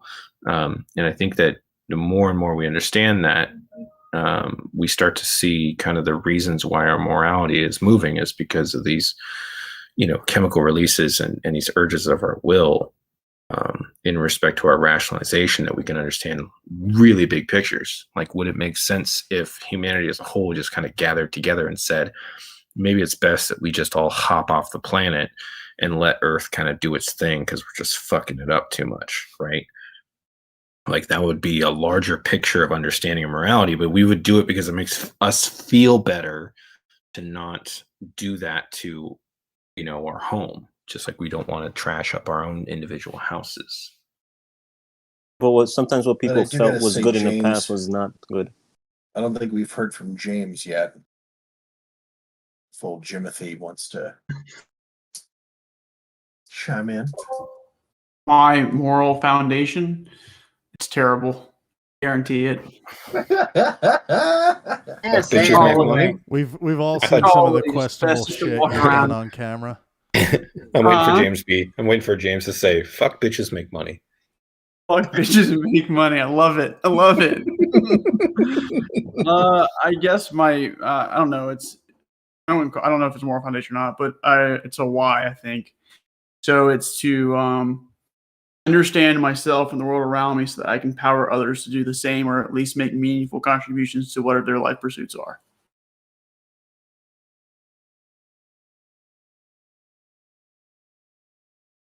And either just was really bad, or what it was really quiet. What are what are the presuppositions you base your moral foundation on? So understanding of myself and the world around me. So that means I have to constantly learning. I'm constantly trying to understand and how to use those things in the proper context. And then it's empowering others to make meaningful contributions to their life. So it's like looking at it and trying to understand who they are, where they come from, where they could potentially go, where they want to go. Right. And then kind of potentially coach them along the way, if that makes any sense. Yeah, so I'm asking why you think all those things are good. Like where are you getting that? I don't know if they're good. That's the good part. I mean, it sounds good. Yeah, because when we're talking about moral foundations, this will be the system in which you can tell if something is good or bad. Oh, I mean, yeah, I can tell something is good or bad, at least when I interact with other people. Yeah, because level. he said he understands himself and and others. So if you have an understanding James, of does others, understanding yourself and others, does that make your life better? Does that increase your well-being? Well, understanding myself and the world around me, yeah, I would say at some level it does make my life a little bit better. But I mean, it also it still puts me in through some level of suffering. So I mean, if that's where you maximize well-being is to decrease suffering, I don't agree with that. because if you have understanding, you have an idea how to interact properly, right? Well, I would say here's the difference. So it's like, I guess this is the point that I'd make is just because you do feel suffering, do you think if you weren't working to understand reality the best that you possibly could, do you think your suffering would be greater?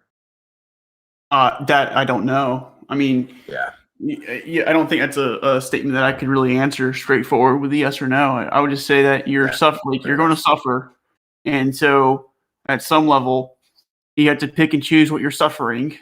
Because if you align yourself to, like, say that right there, that means I have to sacrifice things, I have to challenge things, I have to do things that are going to be really bad for me to like maybe in the short or even the long term. So, for example, let's say this suffering leads to my deconstruction of my faith, right, or this path. Well, that could be very painful. Yeah. And so I'm suffering through that, but it's towards hopefully the best possible outcome, which you have some faith on too. That made a lot of sense, man. Yep. Because sometimes things have to be broken down to have a better. You know, like you're tearing down a shack to build a nice solid 2-story house. Yep. And then so it's focusing first on me internally, right? So I have to understand myself and the world around me, and that's an ongoing process. And then it's at any given time, at any given moment, I can hopefully empower someone else to do somewhat the same, but it's more like empowering them to make a meaningful contribution to their life pursuits. So you're evolving. Well, I don't want to say evolving. It's a reciprocal relation with the outside world. So like there's the internal, right? And then I'm also interacting with the gestalt, the culture of the world, the people of the world. And so I can sit there and try and help other people in their life. And I'm also, because I understand myself, right? Because I understand that I suck at things, I can have more, I would say I'd have a better form of empathy for other people, and then sit there and say, or try and prod them in the right direction while still respecting who they are and what they want, and also understand that they can make mistakes. And so that's, and they can do that with you too. Yes, and you can tell they can have positive things to give you too. Exactly. Yep. So there's a lot there, and I don't know if I unpacked it very well, but that's how I kind of see it. I get where you're coming from. 100%. All right. Well, that wasn't as bad as I thought it was going to be.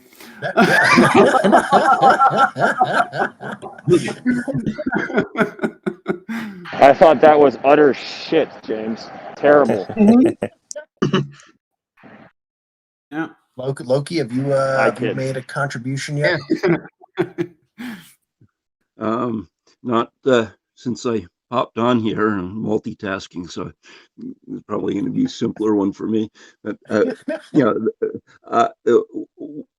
was thinking, when people think about so-called universal moralities or ethics, the whole idea of shoulds become a passive-aggressive presumption, of narrowing culture in and of themselves. Like one of my classic challenges to people who claim that they have some, Bible and religious dogma that should be universal to everyone, is to find any pre-Gutenberg, original major contribution language manuscript, Aramaic, Koine Greek, Hebrew, even Old Germanic, and translate it through Sanskrit and Lakota in either order, and then to English.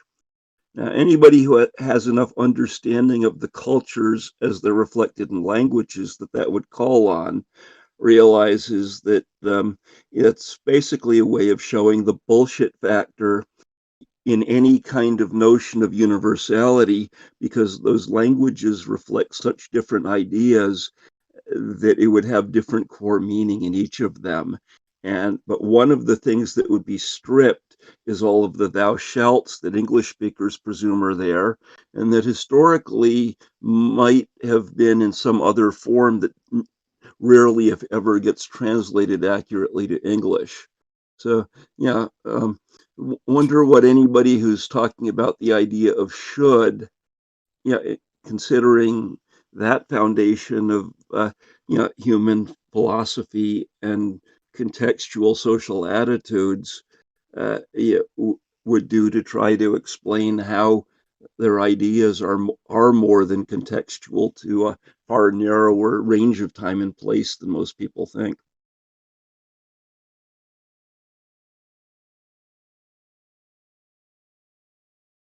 Yeah, that's very true. That is, I mean, that's something that people have known, because I mean, it's what, I mean, people play that game in middle school, right? Telephone. Like, tell one person this, tell this person this, and just like it just goes around the circle, and all of a sudden you have something totally different. Like once you get It's to the more than point of that, like, though. That's one set oh of yeah, issues. like once you get to the realm of like languages and understanding languages don't have the same words for the same things, and yeah, it gets real messy real quick. Right. Which is a different issue than not relaying the same information accurately. It's a matter of the fact that it doesn't have the ability to translate and keep the same meaning, even if you relay it perfectly accurately. Yeah. Even if you relate it perfectly accurately, it'd still have a different meaning once it came out. Is what you're saying, right? Yes. Yeah, exactly. Yep. So does anybody disagree with kind of the principle that I outlined at the beginning of this conversation, which was basically that what we're doing when we're sparring with over moral principles is trying to describe or map our intuitions with literally the way that we feel about a certain behavior. So if your moral principle ends up saying that murder is justified, you've probably got a shitty moral principle. And if I bring you a principle that says murder or holocausting people is justified, you'll probably point out to me that my principle justifies holocausting people. And the whole project there is to say, hey, Dave, here's something that your principle justifies. You're going to have to take this on board as baggage. And the whole goal is that presumably I won't like that because I'll feel that it's wrong. It's just my intuition. It doesn't seem right to me. So really everybody's moral foundation is their intuition. And when you articulate a moral foundation in the way that we're doing, you're really just describing your intuition. And when we reject a moral foundation, we're saying that doesn't map my intuition very well. Here's why. Doesn't that unhook with your moral intuition as well? That's kind of my idea. James acknowledged that with understanding, though, when he was saying that he tries to have an understanding of others. Because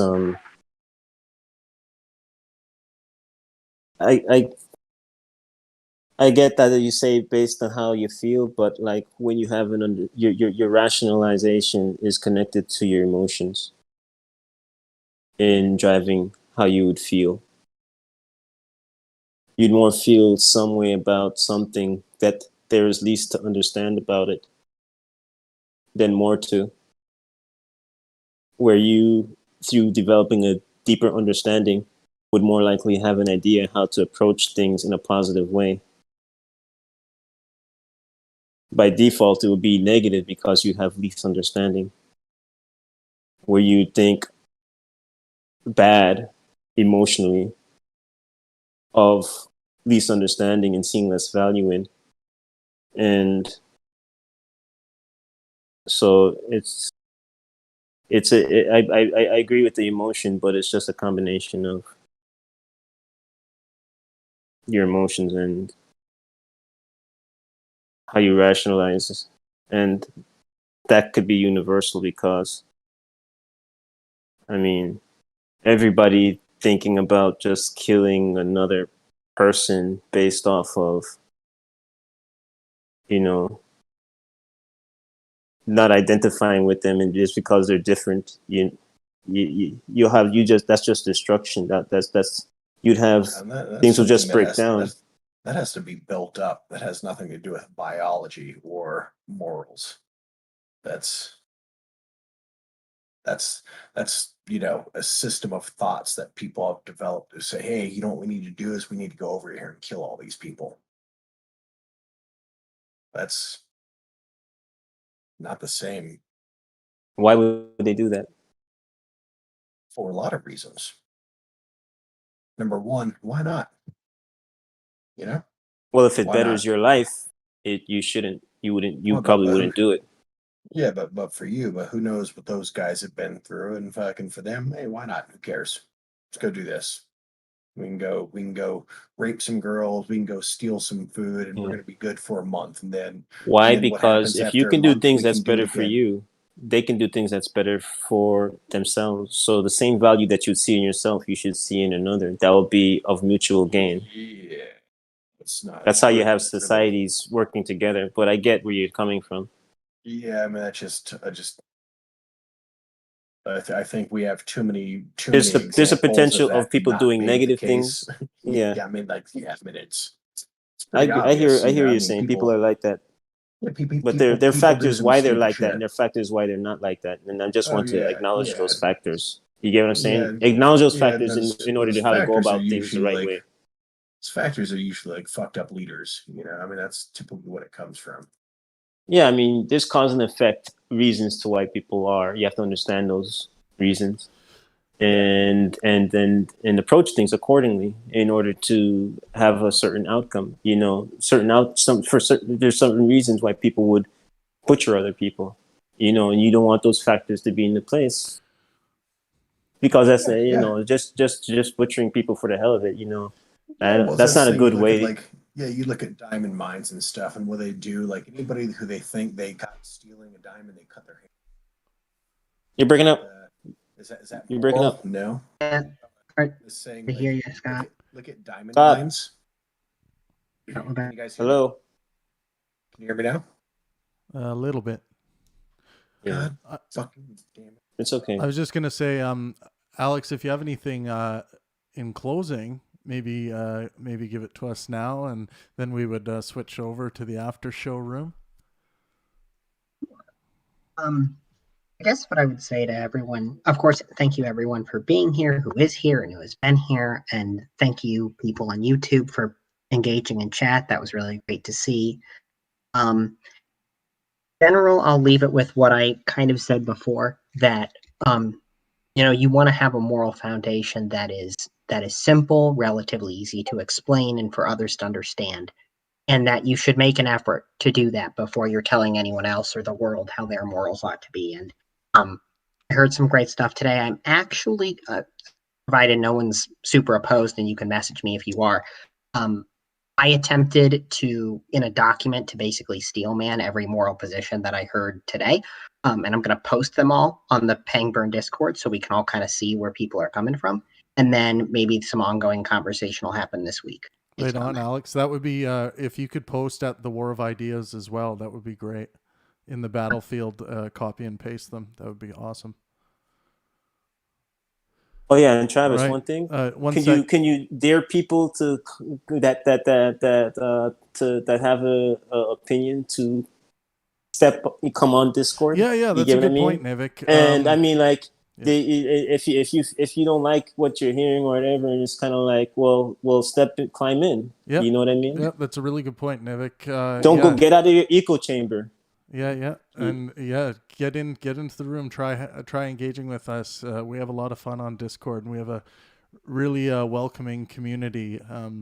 And we do police bad faith behavior, unhelpfulness, and defamation. So those things aren't welcome. But outside of that, any ideas are welcome to be discussed, and that's what we do on the Pangburn Hangout every day.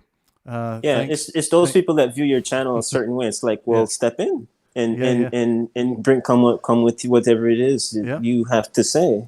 See, Nivik, what you'll see is a lot of the people you see comment places, thumb down. You know, they're really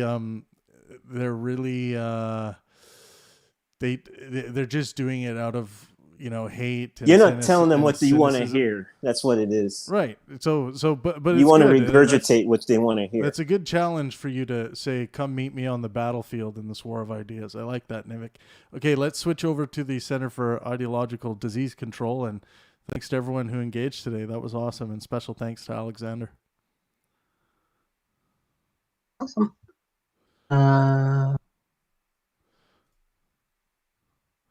Thanks everyone on YouTube. That was a lot of fun. We'll catch you tomorrow. Let art and science inspire.